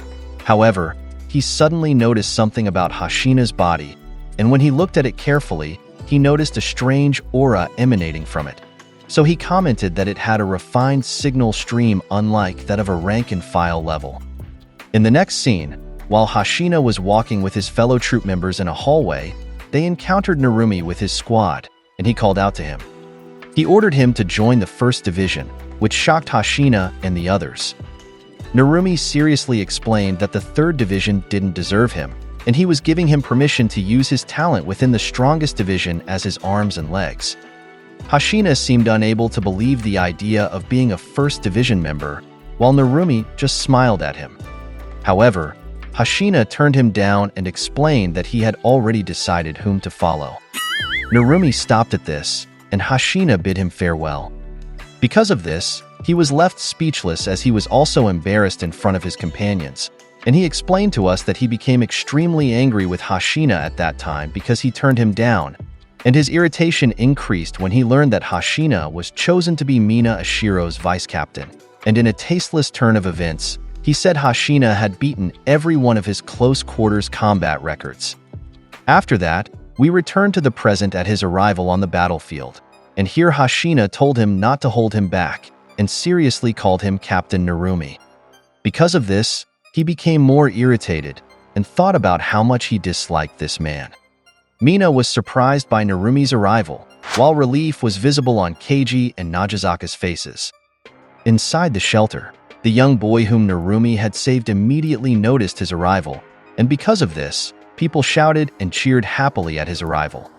However, just as the young boy was about to happily say that everything would be okay, he was cut off when the Kaiju sent its incantation attack toward Narumi, causing the destruction of the building he was standing on. The young boy's jaw dropped in fear and shock, but when the Kaiju looked at where Narumi had been, it saw he wasn't there anymore, and when it turned to its side, it saw him there without a scratch from its attack.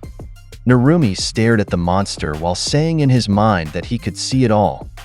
He called Hashina Bull Cut, and while he was behind the Kaiju, he irritably said he would cut that monster down, and he might include him in the process, to which Hashina replied not to worry as he would dodge it. After that, they both charged toward the monster with extraordinary speed, and when Narumi got close, he immediately used his squadron-style gunsword technique number 2, /salvo, causing numerous explosions throughout the surroundings, with enough power to destroy nearby buildings. Kurusu explained here that when a captain-class officer engages in combat at full release, the area is designated as a danger zone for officers with unleashed combat power below 60%. He added that a captain-class officer's combat power reaches the level of a Kaiju capable of engulfing other officers and killing them. This applies even more to Narumi, who becomes Kaiju number 1 and possesses Japan's strongest combat power.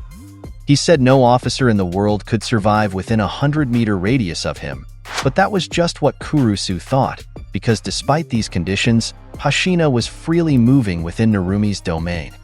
After Narumi's attack, Hashina immediately followed up with a straight horizontal slash at the Daikaiju's body, and Narumi quickly followed with his slash strike, which Hashina managed to dodge. After that, they followed up again with their respective strikes at the monster's front and back.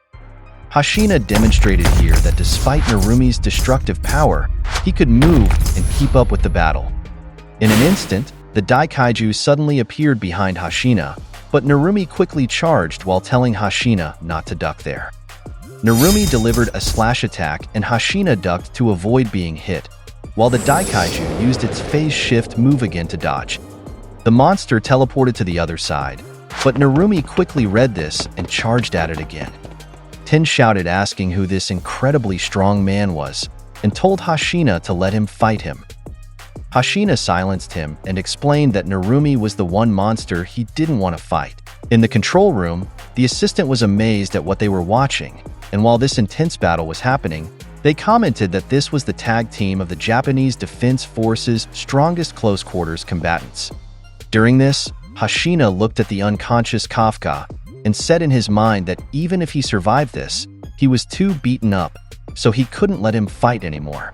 He charged again and said that he and Narumi would face and take down this monster. He prepared to use his move number 6, 8-fold slasher, and Narumi matched it with his 7-branched sword from the other side of the monster.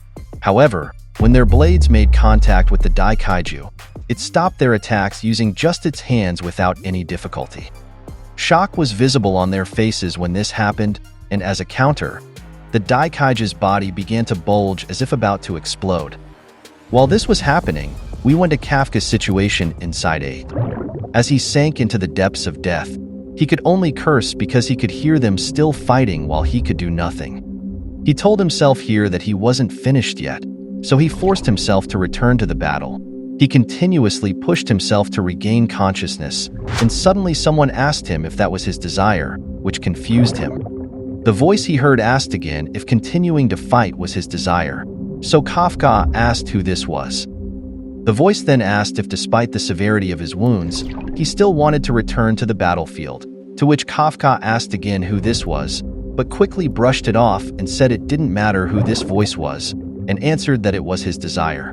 He said he didn't care what happened to him. He wanted to join Mina and his other teammates and fight. It turned out that the one questioning him was the samurai he saw at the Ryune shrine where Hashina took him, and it said that it understood what he wanted, and if so, he should come with it to form a stronger connection with them. Kafka's eyes widened when he realized who this was, and suddenly a powerful lightning struck. We continue the story in chapter 117. After Kafka answered the mysterious samurai's question about his desire, he suddenly became part of a samurai army in the midst of a battle. Kafka's face showed complete bewilderment when this happened, and his companions immediately rushed into battle, where they faced a kaiju. His companions released a barrage of arrows, and as they charged forward, he kept getting bumped into because he wasn't moving. One samurai got angry at his inaction and failure to charge, asking if he was getting cowardly. Kafka was completely shocked by the events he was experiencing, wondering if he had entered an ancient battlefield.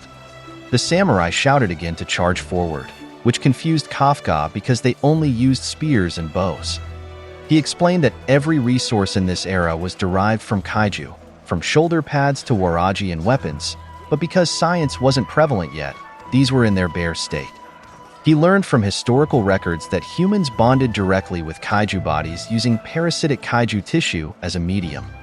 This not only released less power, but also placed an incredibly heavy strain on the body, far different from their current era. Someone shouted from behind him to watch out, and fortunately, the person pushed him away as a kaiju charged at him. When they fell to the ground, his savior yelled at him, asking why he was spacing out and that wasn't like him. When Kafka looked to see who had saved him, it turned out to be someone who looked like Hashina, who told him he would make their Sara squad captain cry. Kafka was extremely surprised by this and thought this might be his vice captain's ancestor. After that, Hashina ordered the Tora squad to shoot arrows from the left, while the Tori squad continued to lead the monster to the trench. They charged forward, and when they made the Yoju step on their ground trap, Hashina immediately signaled to fire their cannons, which hit the monster solidly. Kafka was amazed at how these samurai managed to fight a kaiju using only minimal equipment. When his companions brought down the monster, the mysterious samurai appeared behind him and began explaining that this was just another day like any other. Slaying kaiju while sacrificing many of their own, carrying out their harsh duty as they always did. But that was only what they thought. While the mysterious samurai was explaining, countless soldiers with dismembered bodies were scattered behind him. He saw a severed hand land beside him, and the mysterious samurai continued his explanation, saying that unexpectedly, they faced that being when it emerged from inside a body, and they had no ability to defeat it. Kafka looked behind, and he saw that the kaiju they had brought down transformed into a being that possessed eyes and multiple arms similar to those of the Daikaiju of the Meiriki era, just as what had happened to Nine's body. Kafka shouted for them to retreat and that he would face the monster, but it was too late when the kaiju violently swept away the charging samurai, and with just that one attack, their bodies were dismembered. Kafka's face showed extreme concern as he watched this scene while the mysterious samurai explained that it didn't matter how fast a soldier was there, how strong they were, and it didn't matter that they had the swordsman called greatest in all creation. He saw Hashina's ancestor easily impaled by this kaiju, and witnessed firsthand how the monster devoured him, which brought intense emotions to him. All he can do was shout no while watching this disturbing scene. He tried to charge at this kaiju, but using an incantation attack, it easily severed his lower body, while the mysterious samurai added that all soldiers there were equally decimated. The monster seemed to toy with each of the samurai, and Kafka could do nothing but watch. After the kaiju killed all the soldiers, it roared loudly, causing destruction to the surroundings. The samurai continued the story, saying that during this time, this creature took everything from them: their comrades, the fields they worked hard to cultivate, the homes they were supposed to return to, and their families.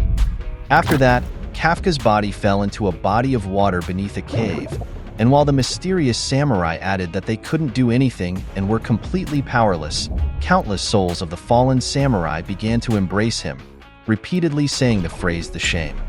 They gradually created something like a cocoon, and before long, it completely enveloped Kafka's body.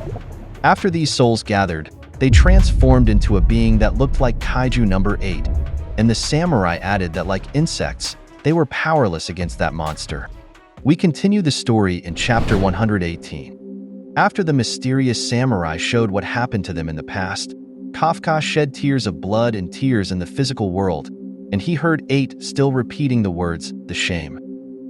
He turned to look at him and saw him lying on his side while vomiting and crying blood. 8 stared at him while still repeatedly saying the same words, and here Kafka realized this was what he saw in the vision shown earlier by the mysterious samurai. The samurai's spirit appeared again behind him and began explaining that the catastrophe lasted almost 100 days before the power that the monster they faced had stored underground was depleted.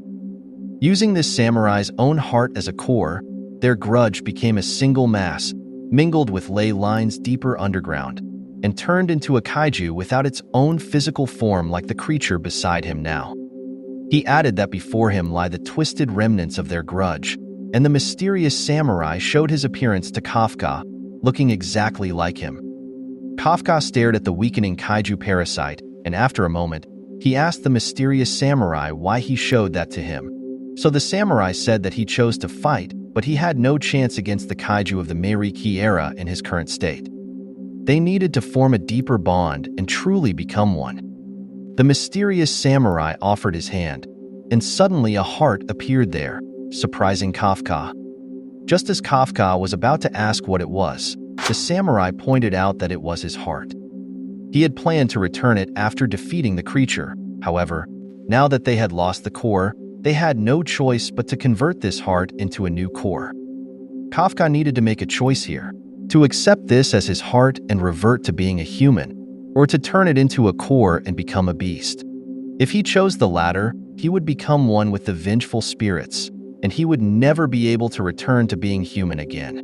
He would go against the wishes of his caring friends and end up betraying his younger self. After that explanation, the samurai asked if he still wanted to fight, where determination was visible in his eyes while listening to this. The samurai added that they didn't want to force this on him, so he apologized. Kafka thought about this, and while looking at 8, he commented that they were the same all along. The mysterious samurai was confused by this. He approached the weakening 8 and said that there were things he couldn't help with and wishes he couldn't make true. He touched it as if stroking it and added that this creature was frustrated and in a state of extraordinary agony, but it refused to give up and fought all this time. Compared to the load that 8 had been shouldering, what he carried was just a droplet in a bucket of water. While remembering standing beside Mina as a comrade in killing kaiju, he also said that he was able to reach this point because of 8, so he wholeheartedly thanked the monster, which surprised the mysterious samurai. Kafka suddenly slapped his face to regain his composure, surprising the samurai. He stood up after that and said that it's his turn now to repay number 8, and invited it to move because it was time for their revenge match. Kafka turned to the mysterious samurai, so he pointed out that there was no turning back if he did this, to which he agreed and said he didn't mind. He seriously told the mysterious samurai that he would still fight here, so the samurai brought out his heart and began casting something on it. Soon, it gradually transformed into a kaiju core, and he told Kafka that if he wanted to fight, he should take it. The samurai placed the core in Kafka's chest, and the moment it entered him, he felt an extraordinary aura that shook their surroundings. The intensity of his transformation was visible here as he shouted loudly while his eyes and chest glowed, along with the flow of energy through his body. We continue the story in chapter 119. Kafka continues to transform here because of the core inserted into his body.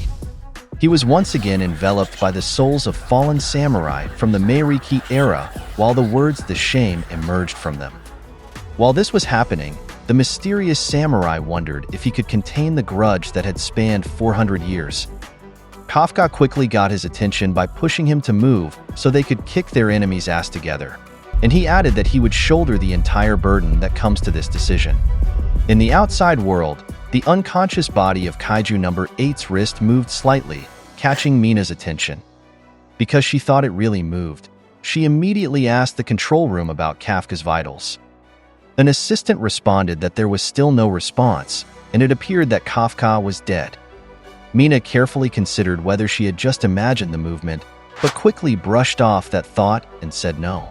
She explained that according to the 1st Division's report, when Kafka lost consciousness during his fight with Isao, he automatically reverted to his human form. She added that the fact that his body remained transformed after all this time was unnatural, so Mina was certain that Kafka hadn't given up on their fight yet. Suddenly, there was an explosion behind Mina, reminding her that Hashina and Narumi were still fighting. Inside the control room, Kurusu saw the status readings of the two, showing that Numbers Weapon 1's output had decreased by 15%, while Numbers Weapon 10 was down by 12%. According to him, it wouldn't be long before those would overheat. We then go to the battle, where Hashina was moving quickly towards the monster. Ten told him to attack as the situation was worsening, to which he responded that he knew. Hashina explained that the Daikaiju's attacks were incomprehensible, with Narumi only foreseeing and diverting them, allowing him to dodge any direct hits. He pointed out that number one's retina was the key to this battle. After that, we were shown Narumi keeping pace with the Daikaiju, but it kept blocking him. He commented in his thoughts that this was strange because although he could read its signals, it still managed to stop his attacks that should have been sure hits. Additionally, his future sight wasn't working when there were multiple possible futures. He carefully observed the monster's body, and there he realized that this creature hadn't shown them everything yet. He saw the Daikaiju's abomination of a body before it entered 9, and upon seeing this, he realized that was the cause of all his problems. Narumi's status numbers in the control room began to rise, surprising the assistant watching them. The signal sources inside the Kaiju's body were in the hundreds, which caught Hashina's attention. The assistant couldn't believe that Narumi could read all of those simultaneously. Narumi quickly charged forward and tried to attack again. He sent a powerful slash toward the Daikaiju's side, managing to connect the hit. Hashina was surprised that Narumi read the monster's attack and commented that he truly was the biggest monster around. Because of this, they simultaneously rained attacks on the monster, managing to hit its body. This prompted Hashina to comment that Narumi's effort to chip away at its defense was working because they're now managing to hit the Daikaiju. Narumi shouted at Hashina, calling him bowl cut and saying there wasn't enough force in his attacks. Hashina responded by yelling that he should be the one saying that and noted that Narumi looked exhausted. He also thought that they only had seconds left before they both overheated, so this might be their last chance. Hashina took his stance and immediately used number 7, 12-layered strike, quickly showering the Daikaiju with numerous attacks. While charging, he said in his mind that he would give it everything, while the intensity of Narumi's attacks was visible on his face. Unfortunately, Narumi's entire body pulsed strongly, signaling overheating, which worried both Hashina and Kurusu. Hashina wondered if Narumi had reached his limits, but suddenly Narumi regained vigor and found new strength. Kurusu noticed that Narumi had overridden the control of weapons number 1, which concerned him, while Hashina told Narumi this was too much and his brain would fry if he continued. However, Narumi wasn't deterred and shouted to let that happen. This caught Kurusu's attention and reminded him of what happened to Isao before.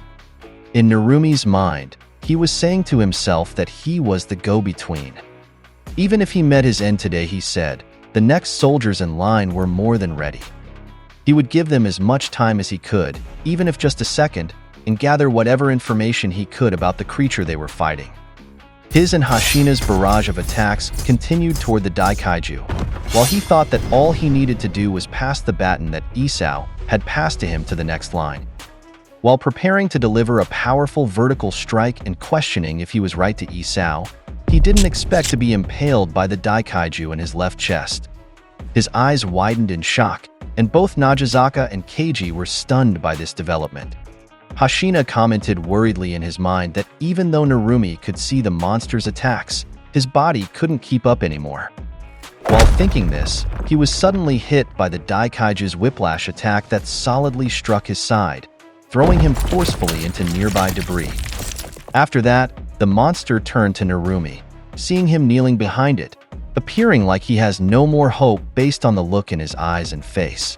Because of this, the monster decided to use its incantation attack on Narumi.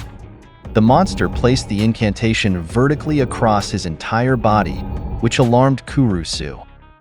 Kurusu shouted his name in concern, while Narumi weakly said he had passed the baton.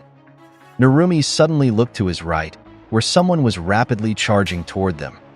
It turned out Kafka had regained consciousness and returned with renewed vigor, which surprised the Daikaiju.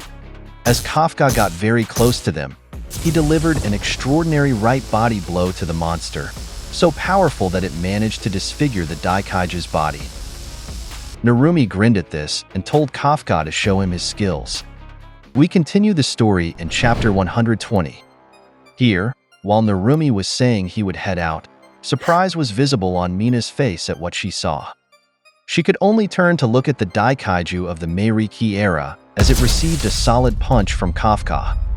The force was so strong that it caused the ground they were standing on to crack. Even Kurusu, the girl, and others watching this were left lost for words with widened eyes. While Hashina was leaning against the rubble of a building, confusion was visible on his face at Kafka's awakening.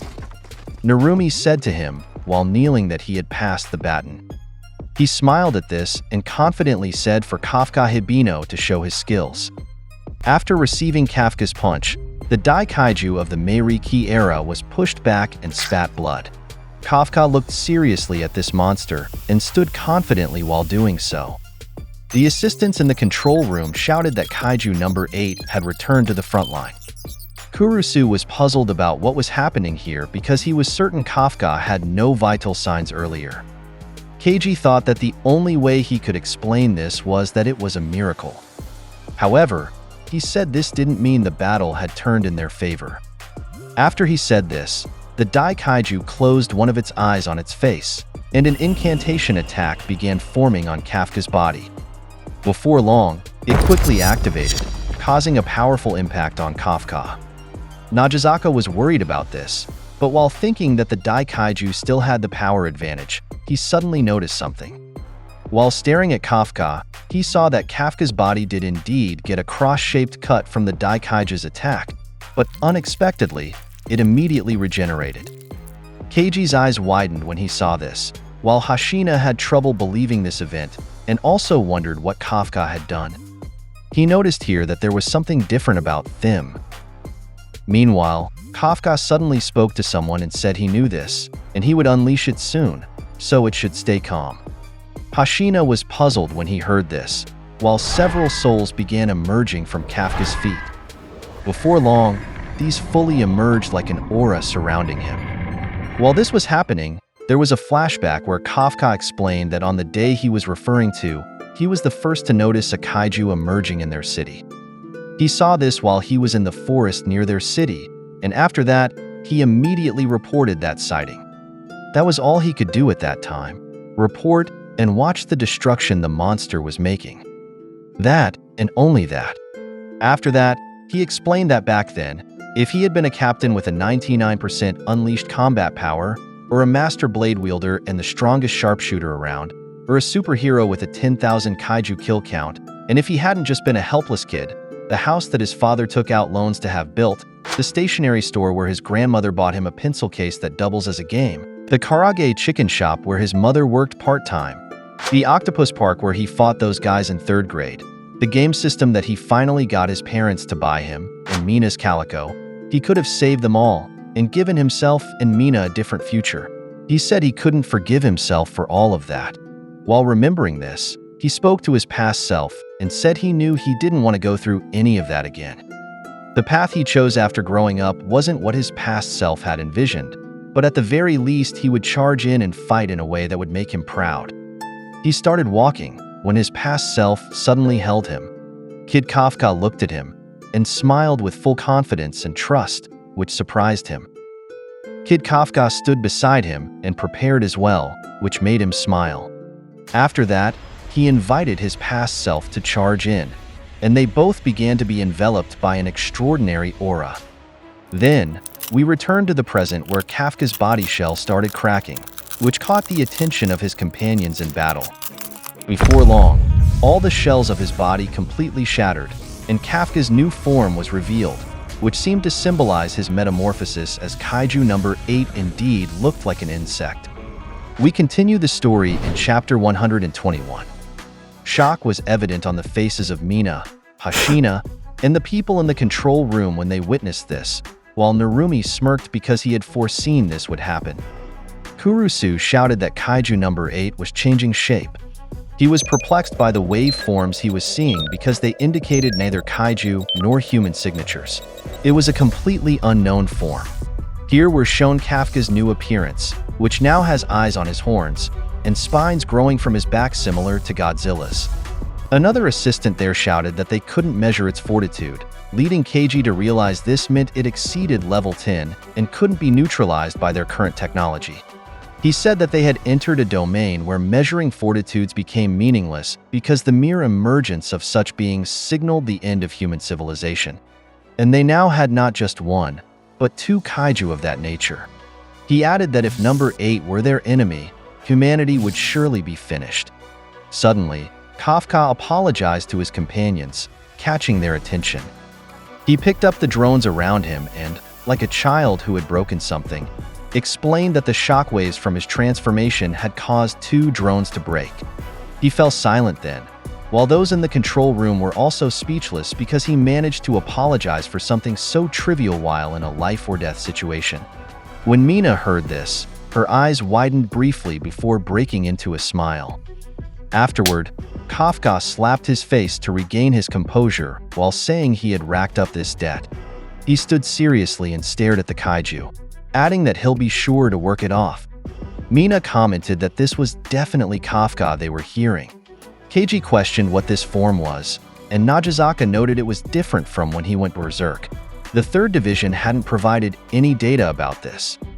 Hashina struggled to believe what he was seeing, while Kafka mentally commented that he could see them. Next, we were shown the black substance surrounding Kafka on the ground.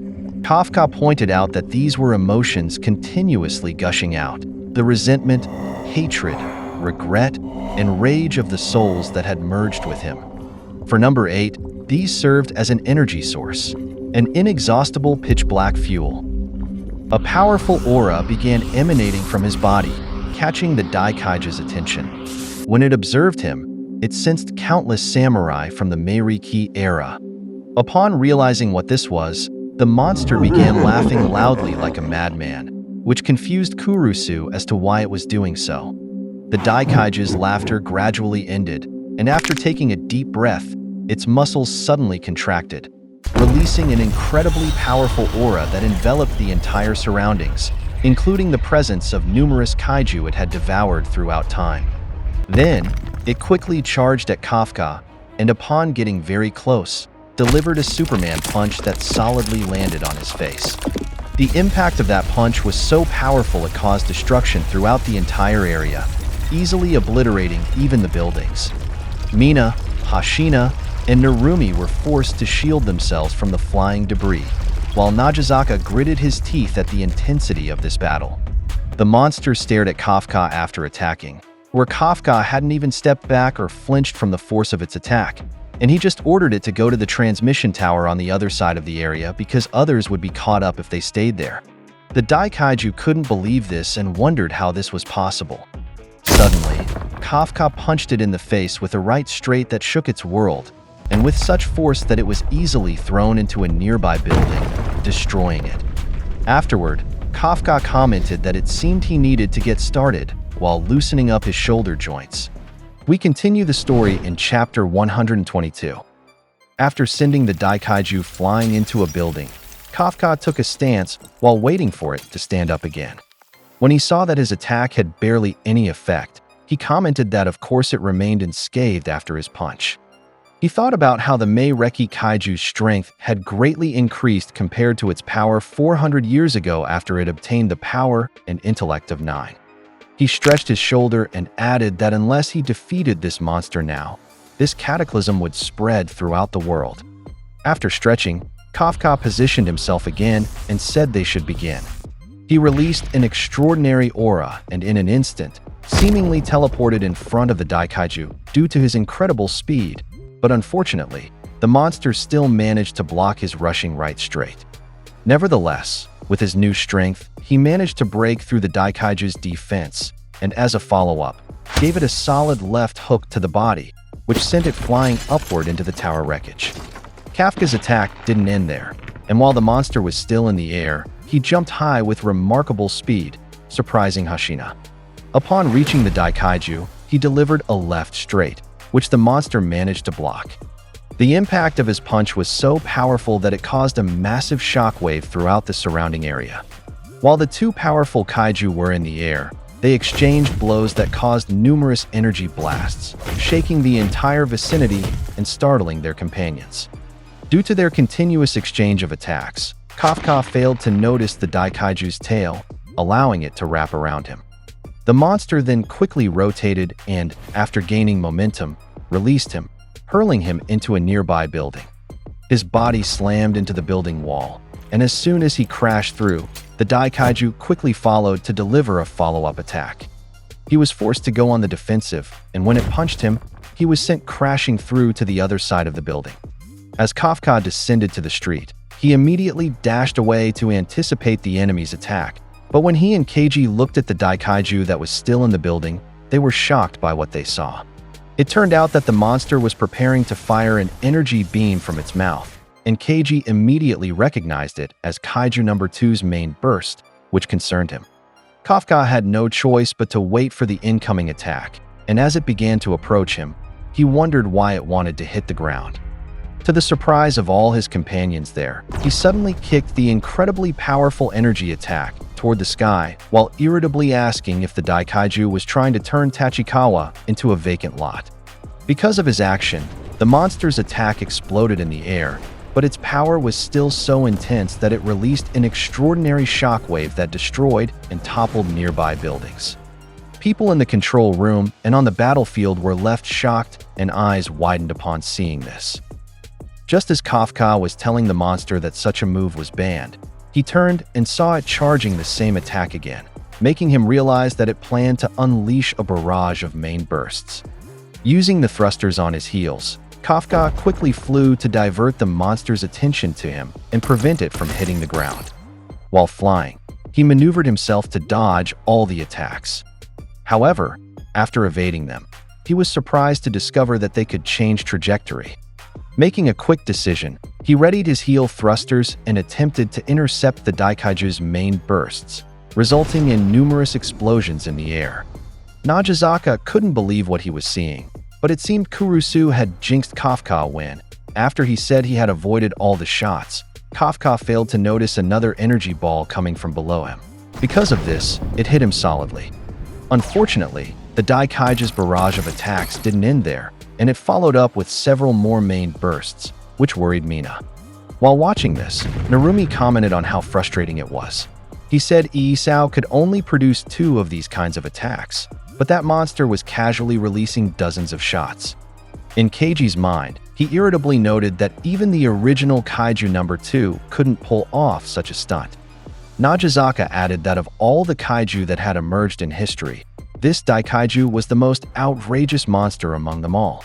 While Hashina was showing his disbelief at what was happening, Narumi added that what frustrated him the most was that Kaiju number 8 was even more powerful than the Daikaiju. Following this, we were shown that despite the numerous main bursts that hit him, they seemed to have no effect on Kafka as he suddenly emerged from the smoke. The monster was completely shocked by this, and as a counter, Kafka grabbed its head and slammed it into a large rock, destroying it. After that, it was Kafka's turn to unleash a barrage of attacks, and each of his punches was so powerful that it seemed to leave craters in the Daikaiju's body.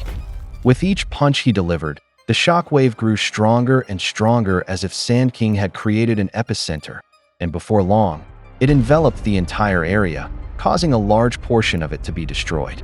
Due to the hype and excitement, Kafka's companions were all urging him to continue until the enemy was defeated. However, Kafka suddenly stopped his barrage of punches, greatly puzzling everyone watching him.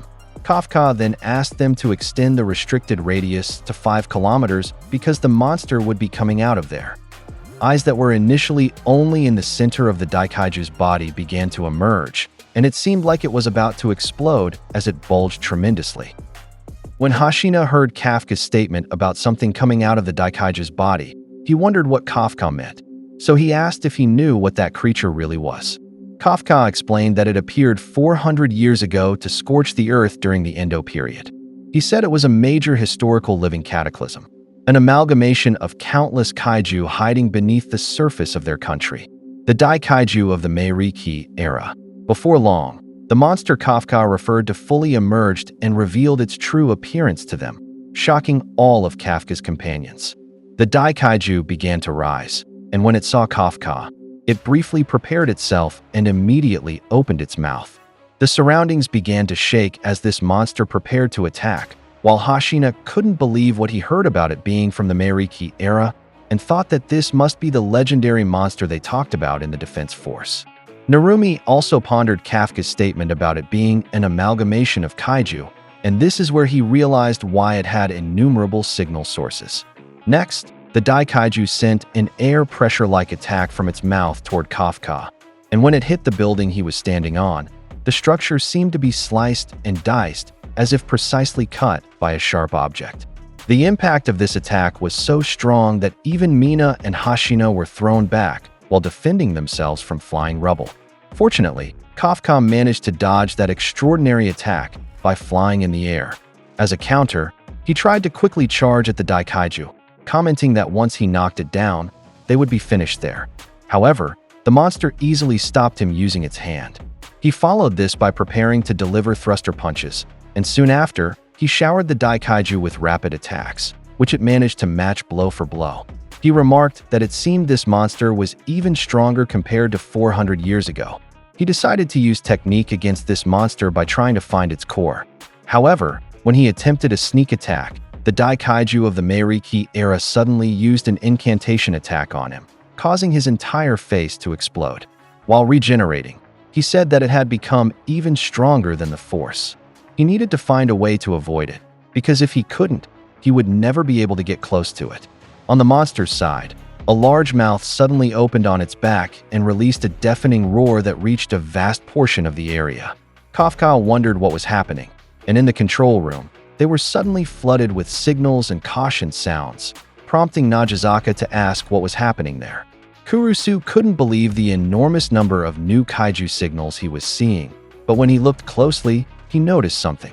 On the battlefield, the defeated kaiju of the Defense Force began standing up one by one, leaving everyone dumbfounded. Kurusu immediately informed them that the kaiju they had neutralized were revitalizing one after another. Here, Kafka realized that this was Nine's ability, and he asked what its range was. Kurusu couldn't believe what they were detecting, and he said that its range covered all of Japan, while showing us that even in Soichiro's area, the kaiju they had killed began to rise. Kafka's eyes widened in shock when he heard this, and while Mina was still stunned, a kaiju suddenly charged at her, sending her flying.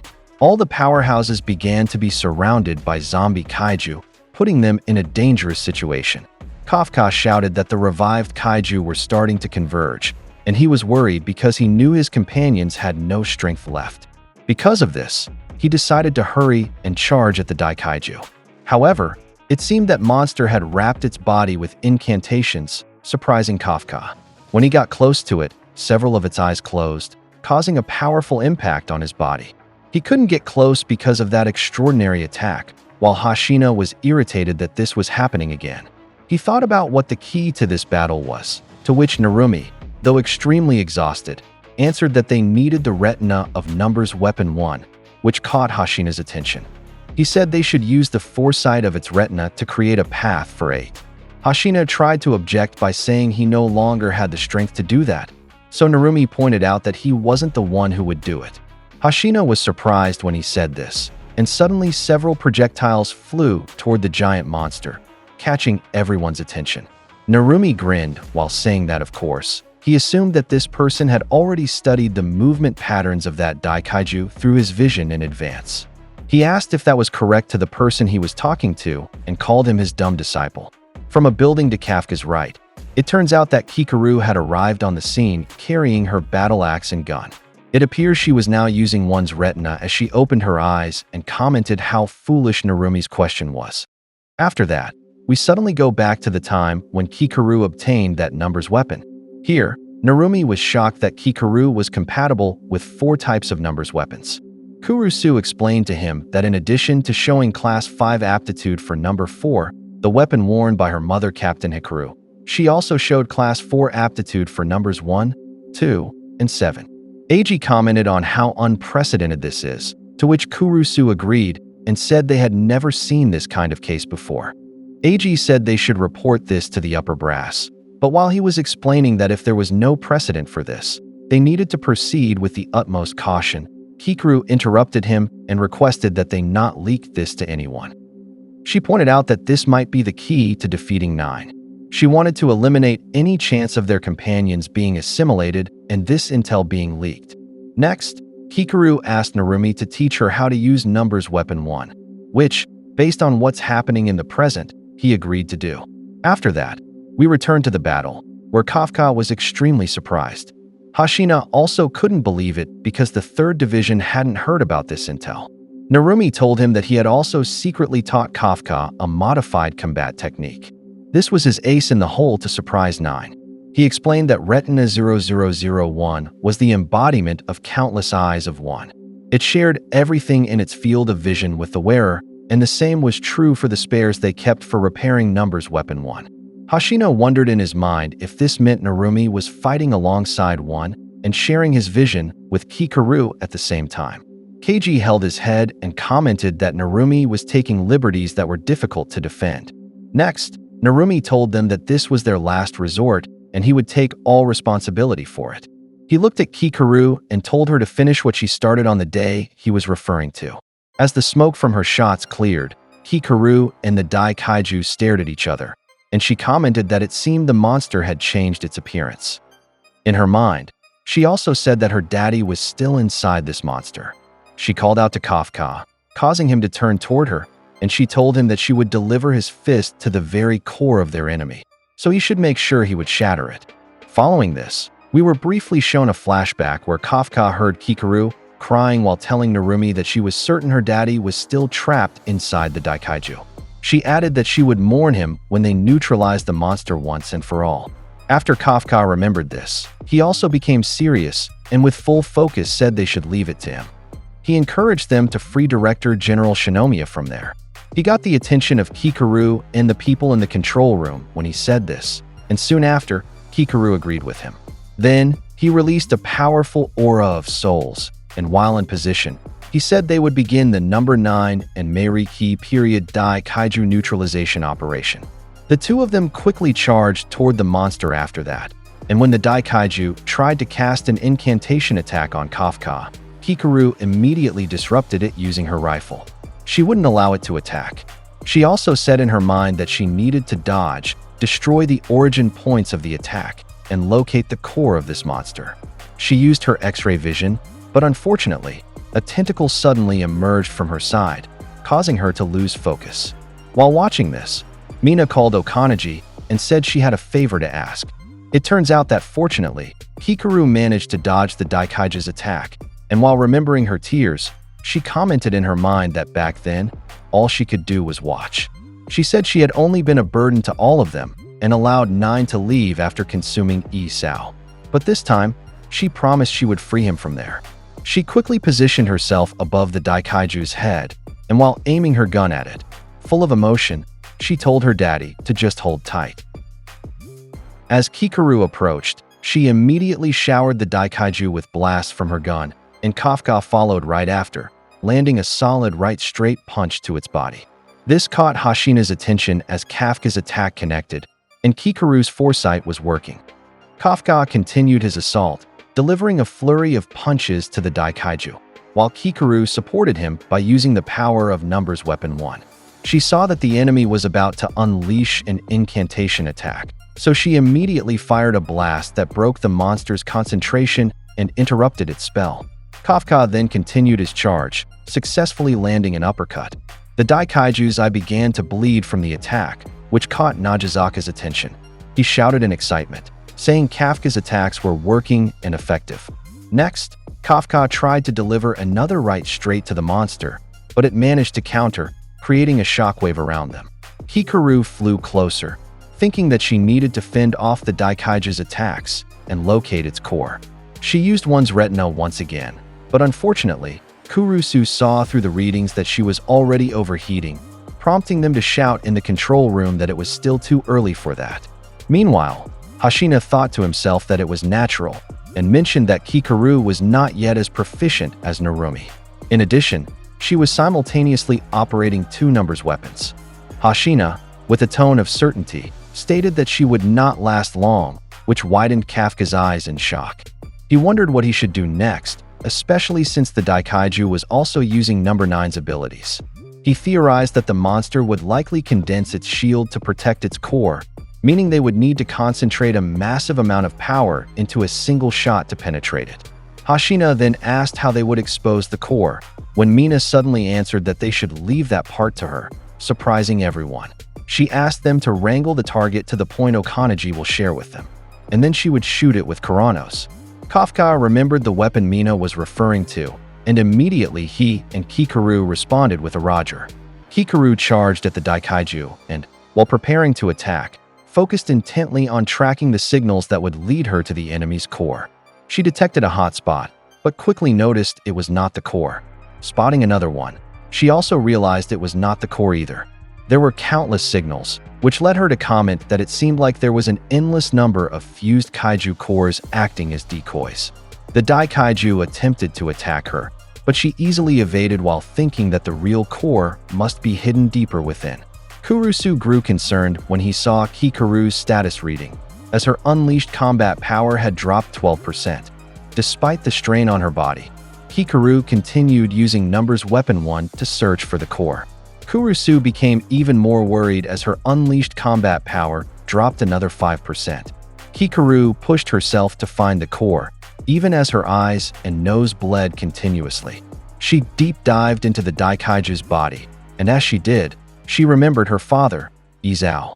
She spoke to him in her mind, saying that she knows why he had been so strict with her. During one time, when he was talking to her mother, she pretended to be asleep.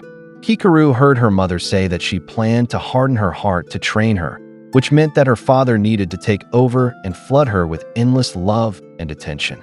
When her mother passed away, Izao decided to stand in for her. Before long, Kikaru finally located the true core of the Daikaiju, the one reacting to every generated signal. It was the control center of the other cores. It was the main core. She immediately shared the location with her allies, earning praise from Najizaka. Just as she was about to inform Mina that they had wrangled the enemy into the designated point, a giant hand from the Daikaiju suddenly appeared in front of her. She tried to dodge it, but she could not boost her output anymore, putting her in a dangerous situation. As a result, the giant monster swatted her like a mosquito, slamming her into the ground and shattering it upon impact. Kurusu screamed in alarm as Kikaru's unleashed combat power dropped another 15% and pointed out that she's at her limit. Kafka also shouted when he saw what happened to her. Despite the severity of her injuries, Kikaru shouted at them to stay back. She reminded Kafka that she was done of always being the one rescued, capturing his full attention.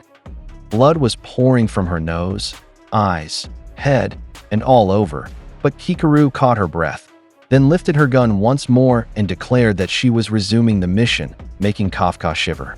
She then started to think about her father. She spoke to her silently, saying that she would be okay now. No matter what problems she faced, no matter what kaiju she stood against, she would not give up. As she said that, Kikaru fired a barrage of blasts at the monster's face, which Kafka followed up with a powerful flying punch, knocking the Daikaiju backward. Okanaji shouted that they were only 150 away from the designated point. As a counterattack, the Daikaiju charged an energy beam from its mouth and unleashed it at Kafka. While dodging the monster's attacks, Hikaru thought to herself that she would surpass them all, Narumi, her mother, and her father. She would become the strongest Defense Force officer there ever was. After declaring that in her mind, she unleashed a blast so powerful that even the surroundings cracked.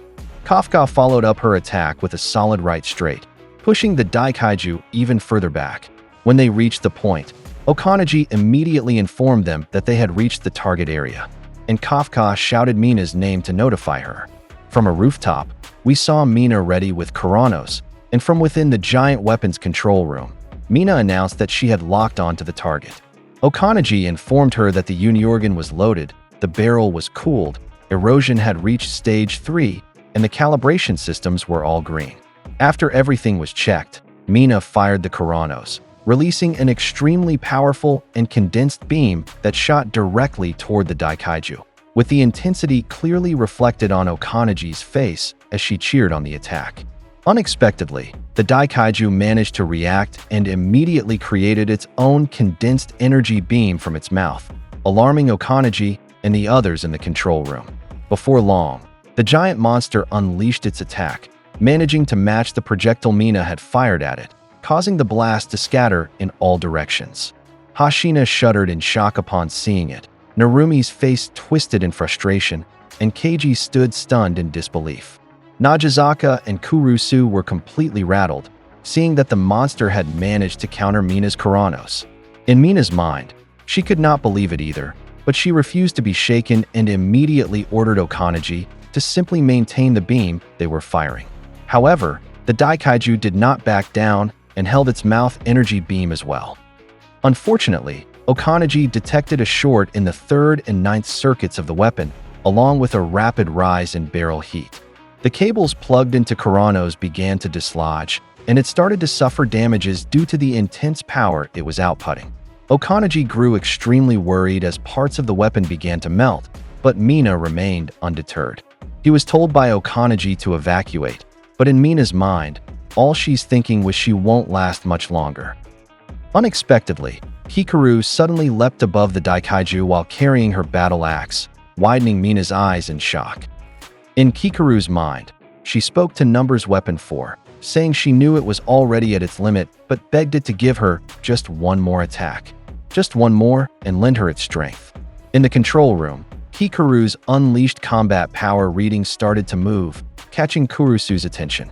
When he turned to check, he saw it had risen to 93%. A feminine-looking hand seemed to grasp the weapon Hikaru was holding, symbolizing her mother lending her strength. In her mind, while wielding the powers of Numbers Weapon 1, Hikaru said that a defense force officer is the spear of the state and the shield of the people. As she drew closer to the Daikaiju, she began recalling her father, Izao, remembering how joyfully she used to run into his arms as a toddler. She thought about his smiles during those times and added that the attack she was about to deliver now, she would offer directly to her dad. Her axe drop landed solidly on the monster's head, triggering a thundering explosion inside and halting the energy beam it had been releasing. After the impact, she immediately flew away from it. Mina noticed what she had done as the Kaiju's head began to bubble up. Not wasting the opportunity, Mina fired another projectile directly at the monster's face, causing a large part of its head to explode.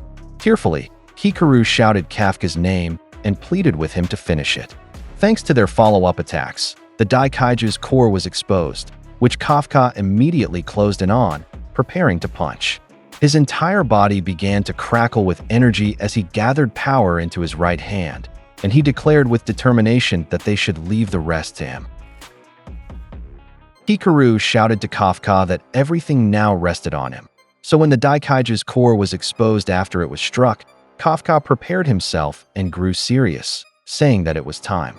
He called upon the souls of the fallen samurai to let his fist carry all their hatred, and as he said this, they gathered like a concentrated energy glove. Unfortunately, the Daikaiju was quickly regenerating its body, which alarmed Kurusu when he saw it happening. Just as he was about to say they wouldn't make it in time, Kafka told himself that it would be okay. As his attack continued charging, he said he just needed to put everything into this one blow. His body began to crackle, and shards of ice suddenly shattered around the monster. Then he asked a specific person, calling him partner, if what he said was right. A familiar device then wrapped around the Daikaiju's body and effortlessly froze it entirely, halting its regeneration. Everyone in the control room, along with their allies on the battlefield, was in complete shock at what had just happened. Standing on a collapsed building, Reno finally arrived and immediately assisted. After unleashing his ice attack, Reno shouted to Kafka to finish the fight. In one swift motion, Kafka released all the samurai's pent-up hatred and his burning resolve into the blow, and as his fist made contact with the core's barrier, we returned to his inner thoughts where he began speaking to his younger self, Kid Kafka. He remarked that this wasn't exactly the future they had imagined, which caught Kid Kafka's attention. He recalled the bet he once made with Mina when they were kids about seeing who would become the cooler troop member between them, and said that if he could end it all here in one clean strike, wouldn't that be incredibly cool? Kid Kafka looked at him, and, while cracking his flimsy knuckles, excitedly agreed. Filled with drive, Kid Kafka hyped him up, shouting that they should break straight through. Kid Kafka then fearlessly charged forward, and as he did, he passed through every stage of his life leading up to this moment, with each version of himself showing unwavering determination and the urge to defeat the Daikaiju. In the outside world, Kafka didn't expect that the monster would suddenly deploy Number 9's upgraded body to stop him from punching its core. However, just as the Daikaiju's fist neared him, Kafka's eyes sparked with energy, and without hesitation, he unleashed all the power stored in his fist, which easily shattered the core of this extraordinary monster. The body of Number 9 gradually began to disintegrate, and the expressions on the faces of his comrades and everyone watching revealed their anticipation, wondering if this was truly the downfall of the colossal Daikaiju. As the Kaiju's body also began to vanish and break apart, it let out a deafening screech, showing us that this living nightmare was being destroyed by the force of pure will to live.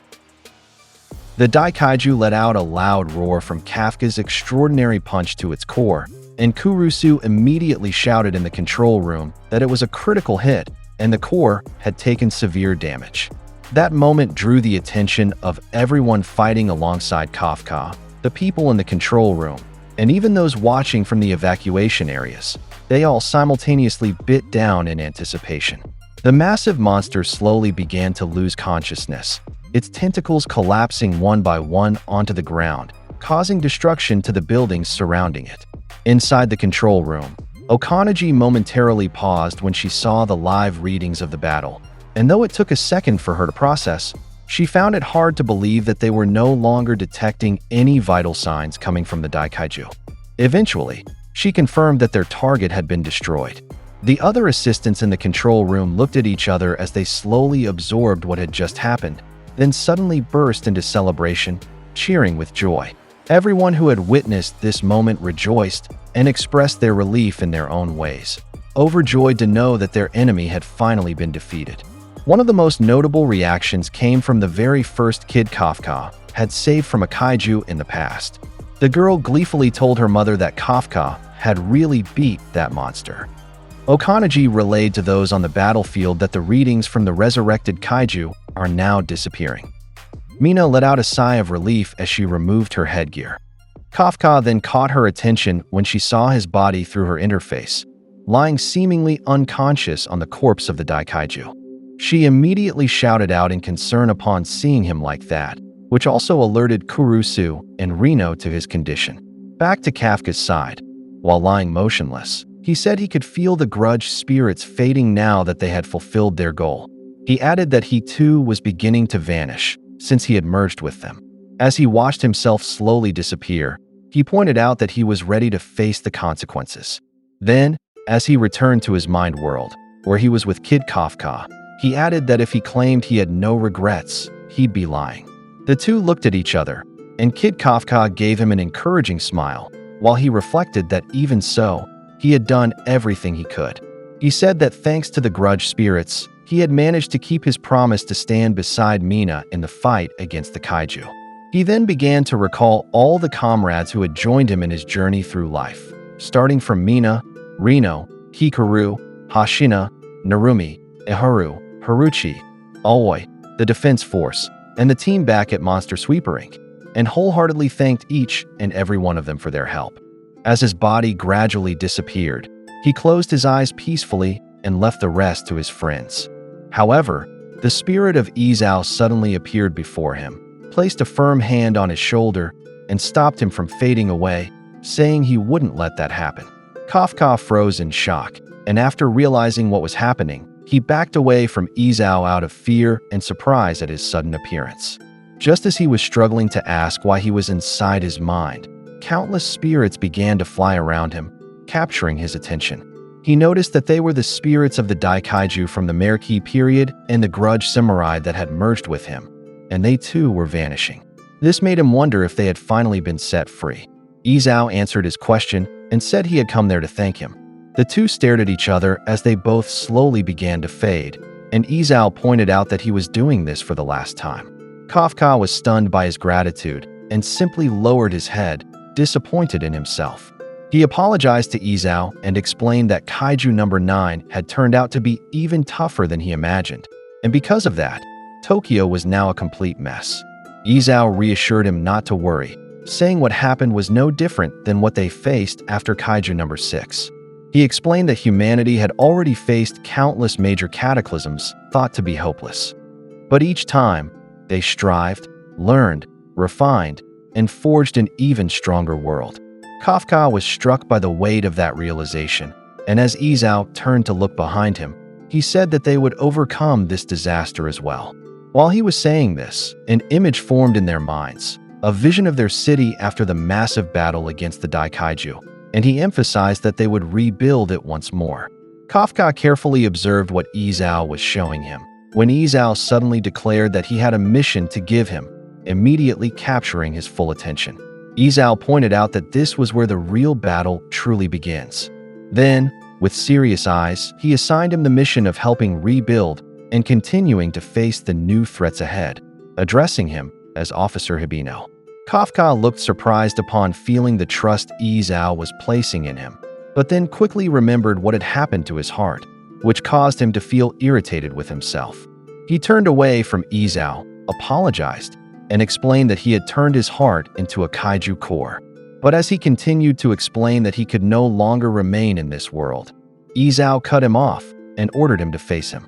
When he did, he suddenly saw Izao already charging at him. He tried to stop him, but it was too late. Izao's punch had already landed hard on his chest, as if it had pierced right through him. Kafka coughed from the impact and was thrown back. Izao then told him to take what he had given, saying he no longer needed it, and reminded him to look after his friends, making special mention of Kikaru. After that, Izao disappeared and Kafka instinctively shut his eyes again, when suddenly, a heartbeat echoed from deep within him. In the outside world, the body of the Daikaiju began to break down, prompting Kurusu to immediately report it to the Defense Force officers and instruct them to evacuate the area. While this was happening, Kafka's body could be seen slowly sliding toward the edge of the Daikaiju's remains. Hikaru spotted him and shouted his name out of concern. Kafka's body began to fall, but fortunately, someone moved quickly enough to catch him. Hikaru turned to look at the person responsible, and as the smoke cleared, Reno emerged holding Kafka in his arms.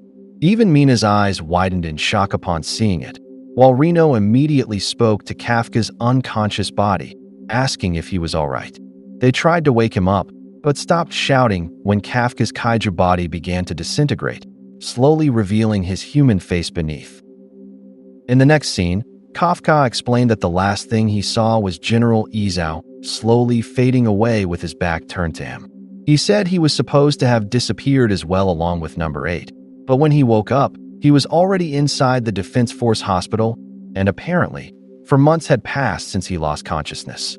After he explained that, we returned to the present, where the doctor and nurse watching over him were shocked that he had awakened. The nurse immediately called it in while the doctor tried to calm him down. When he turned to look at his reflection in the window, he wondered aloud who the heck he was seeing, surprised by how much his appearance had changed in a dirty way. After that, while he was eating, he caught up on the information he had missed. He found out that 1,316 kaiju had emerged, 18 of which were Daikaiju, and among them, 7 were identified kaiju, including one special case. The damage caused by the incident amounted to 56.4 trillion yen. He explained that with Tokyo as the epicenter, the devastation extended throughout Japan, with many casualties on and off the battlefield. He added that although the extent of the damage was said to be miraculously small, the cataclysm caused by Kaiju number 9 was still considered the greatest major cataclysm in Defense Force history. When he learned all of this at the time, he fell deep into thought and clenched his fist tightly. When he was about to explain to us what happened to Kaiju number 8, he shared what he had heard during that period from the news, that public concern over the incident continued to grow. The reporter added that even now, there were still several speculations circulating about its true identity, which caught Kafka's attention and made him worry if it was true, prompting him to comment that that's not good. While he rushed to shave his facial hair and get ready, he continued listening to the news, which reported that after it was seen fighting alongside the defense force, theories started spreading on social media about a new bioweapon within the division, a kaiju with a human mind, or a space alien. The reporter further added that there were even theories claiming that the cataclysm itself was a plan orchestrated by the government and the Neutralization Bureau to reduce the population, with Kaiju number 8 being the mastermind behind it all, causing Kafka to grow even more anxious and comment, "Okay, but why?" Where narrator Kafka pointed out to us that this was what had actually happened. The reporter continued, stating that 4 months had passed, and the Defense Force still had not released any information about Kaiju number 8, classifying it as a highly confidential matter of defense.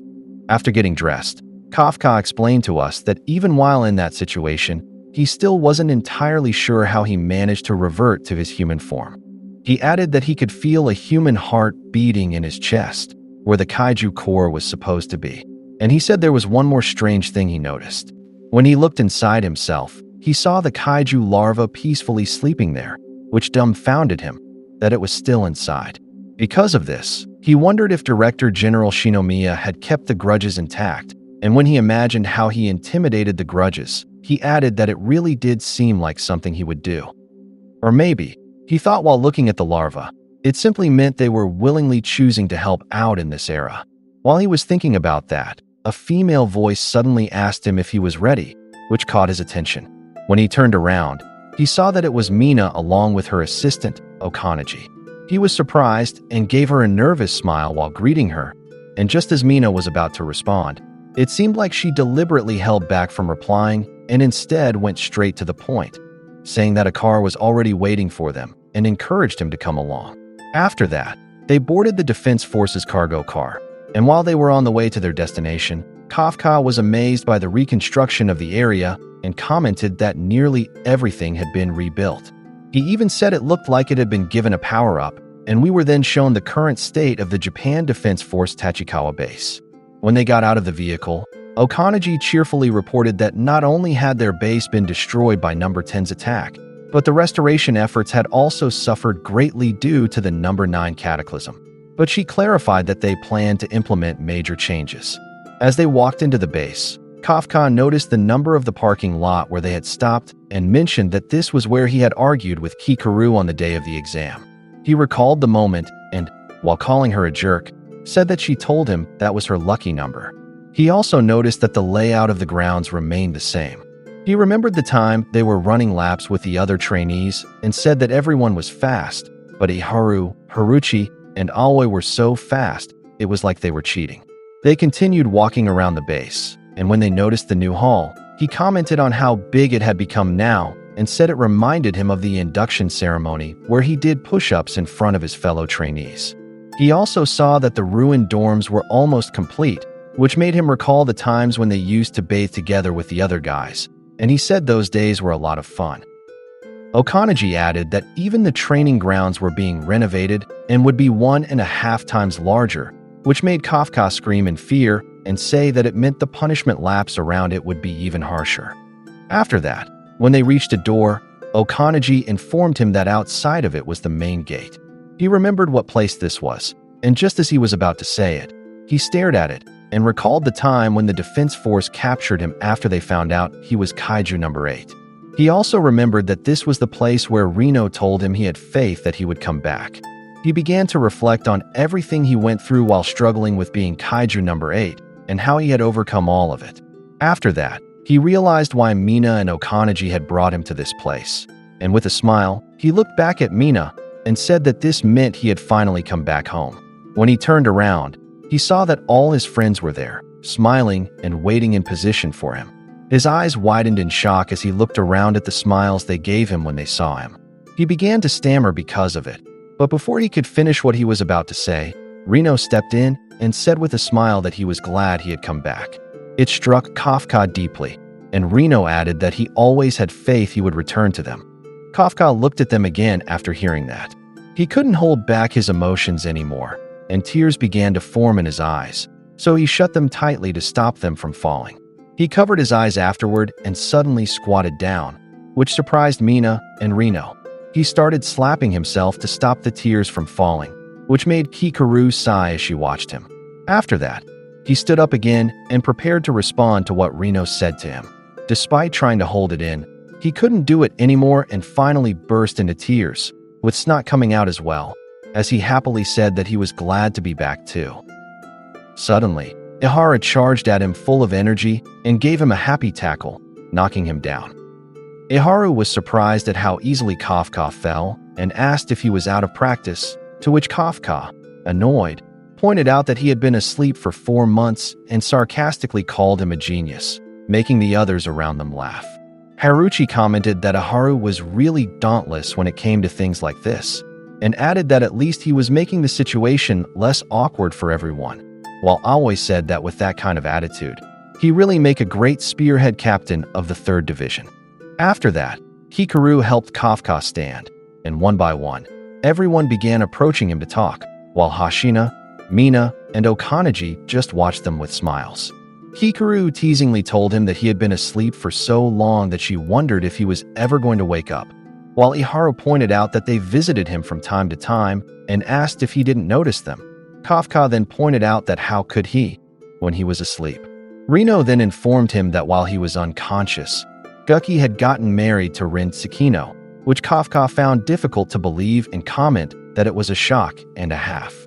As he laughed again with his friends, Kafka decided to tell us what happened to all of them afterwards. He informed us that in the following year, Reno, Iharu, Haruchi, and Aoi would be appointed as platoon commanders, and because of that, according to analysts at headquarters, the 3rd Division would now be considered as strong as the 1st Division in terms of combat ability and had entered what they called its golden age. He added that the Defense Force had expected the number of applicants to drop because of the number 9 cataclysm. But contrary to their expectations, the number of applicants had quadrupled compared to the previous year, which meant Mina and Hashina were now extremely busy. They were shown to us next, overwhelmed with paperwork.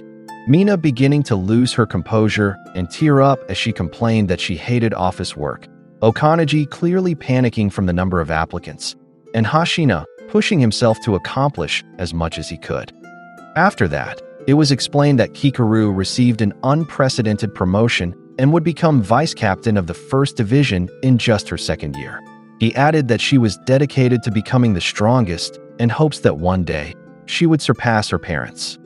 Along with that, he said that Vice Captain Hasegawa was assigned as an HQ staff officer, and because of this, Hasegawa mentioned that Narumi had voiced a complaint driven by pride, even though he had no actual intention of transferring to headquarters.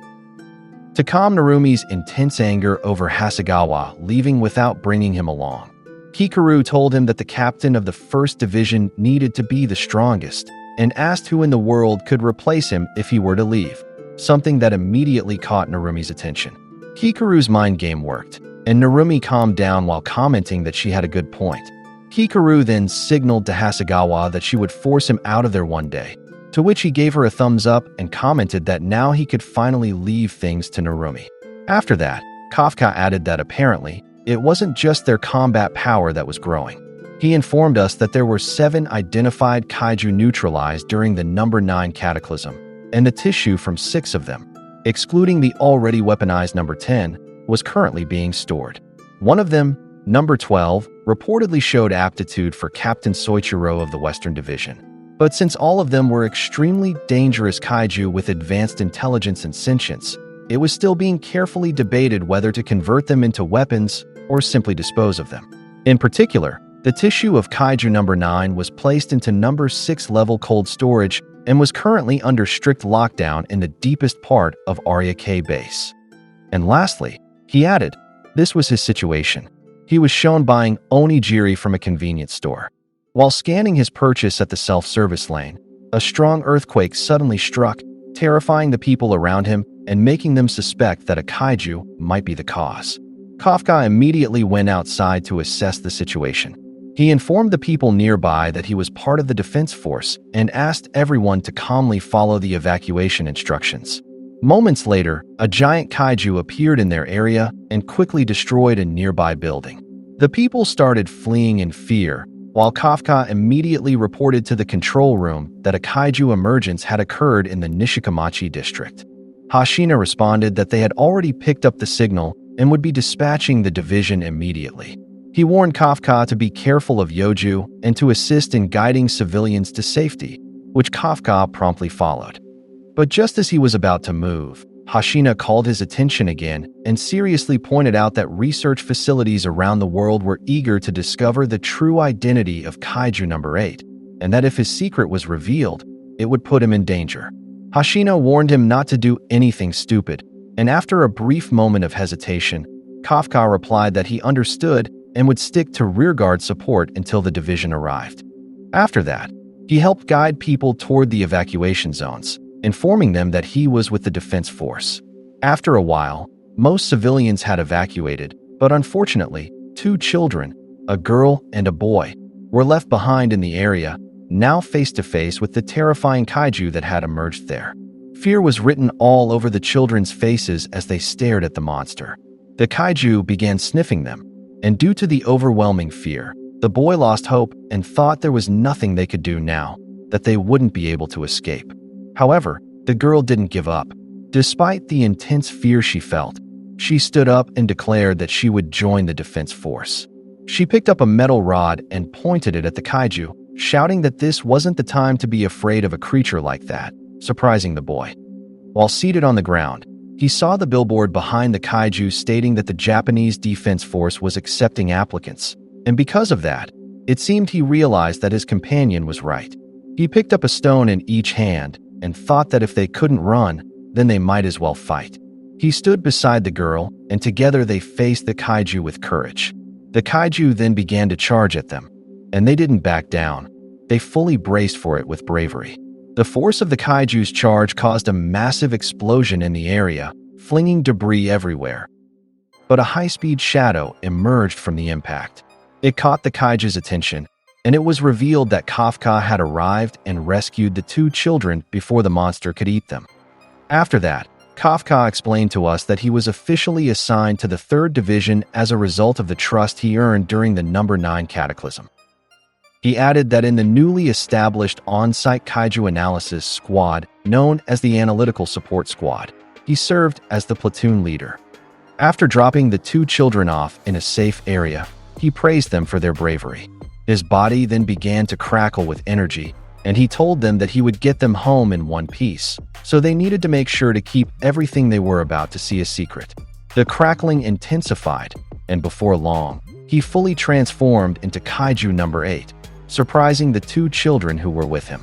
They stood there, jaws dropped as they stared at him, and Kafka added to us that he was a platoon leader, and that occasionally, he still fought as Kaiju number 8. We've finally reached the final chapter of this amazing manga. Thank you for watching it here on this channel. See you in our next one.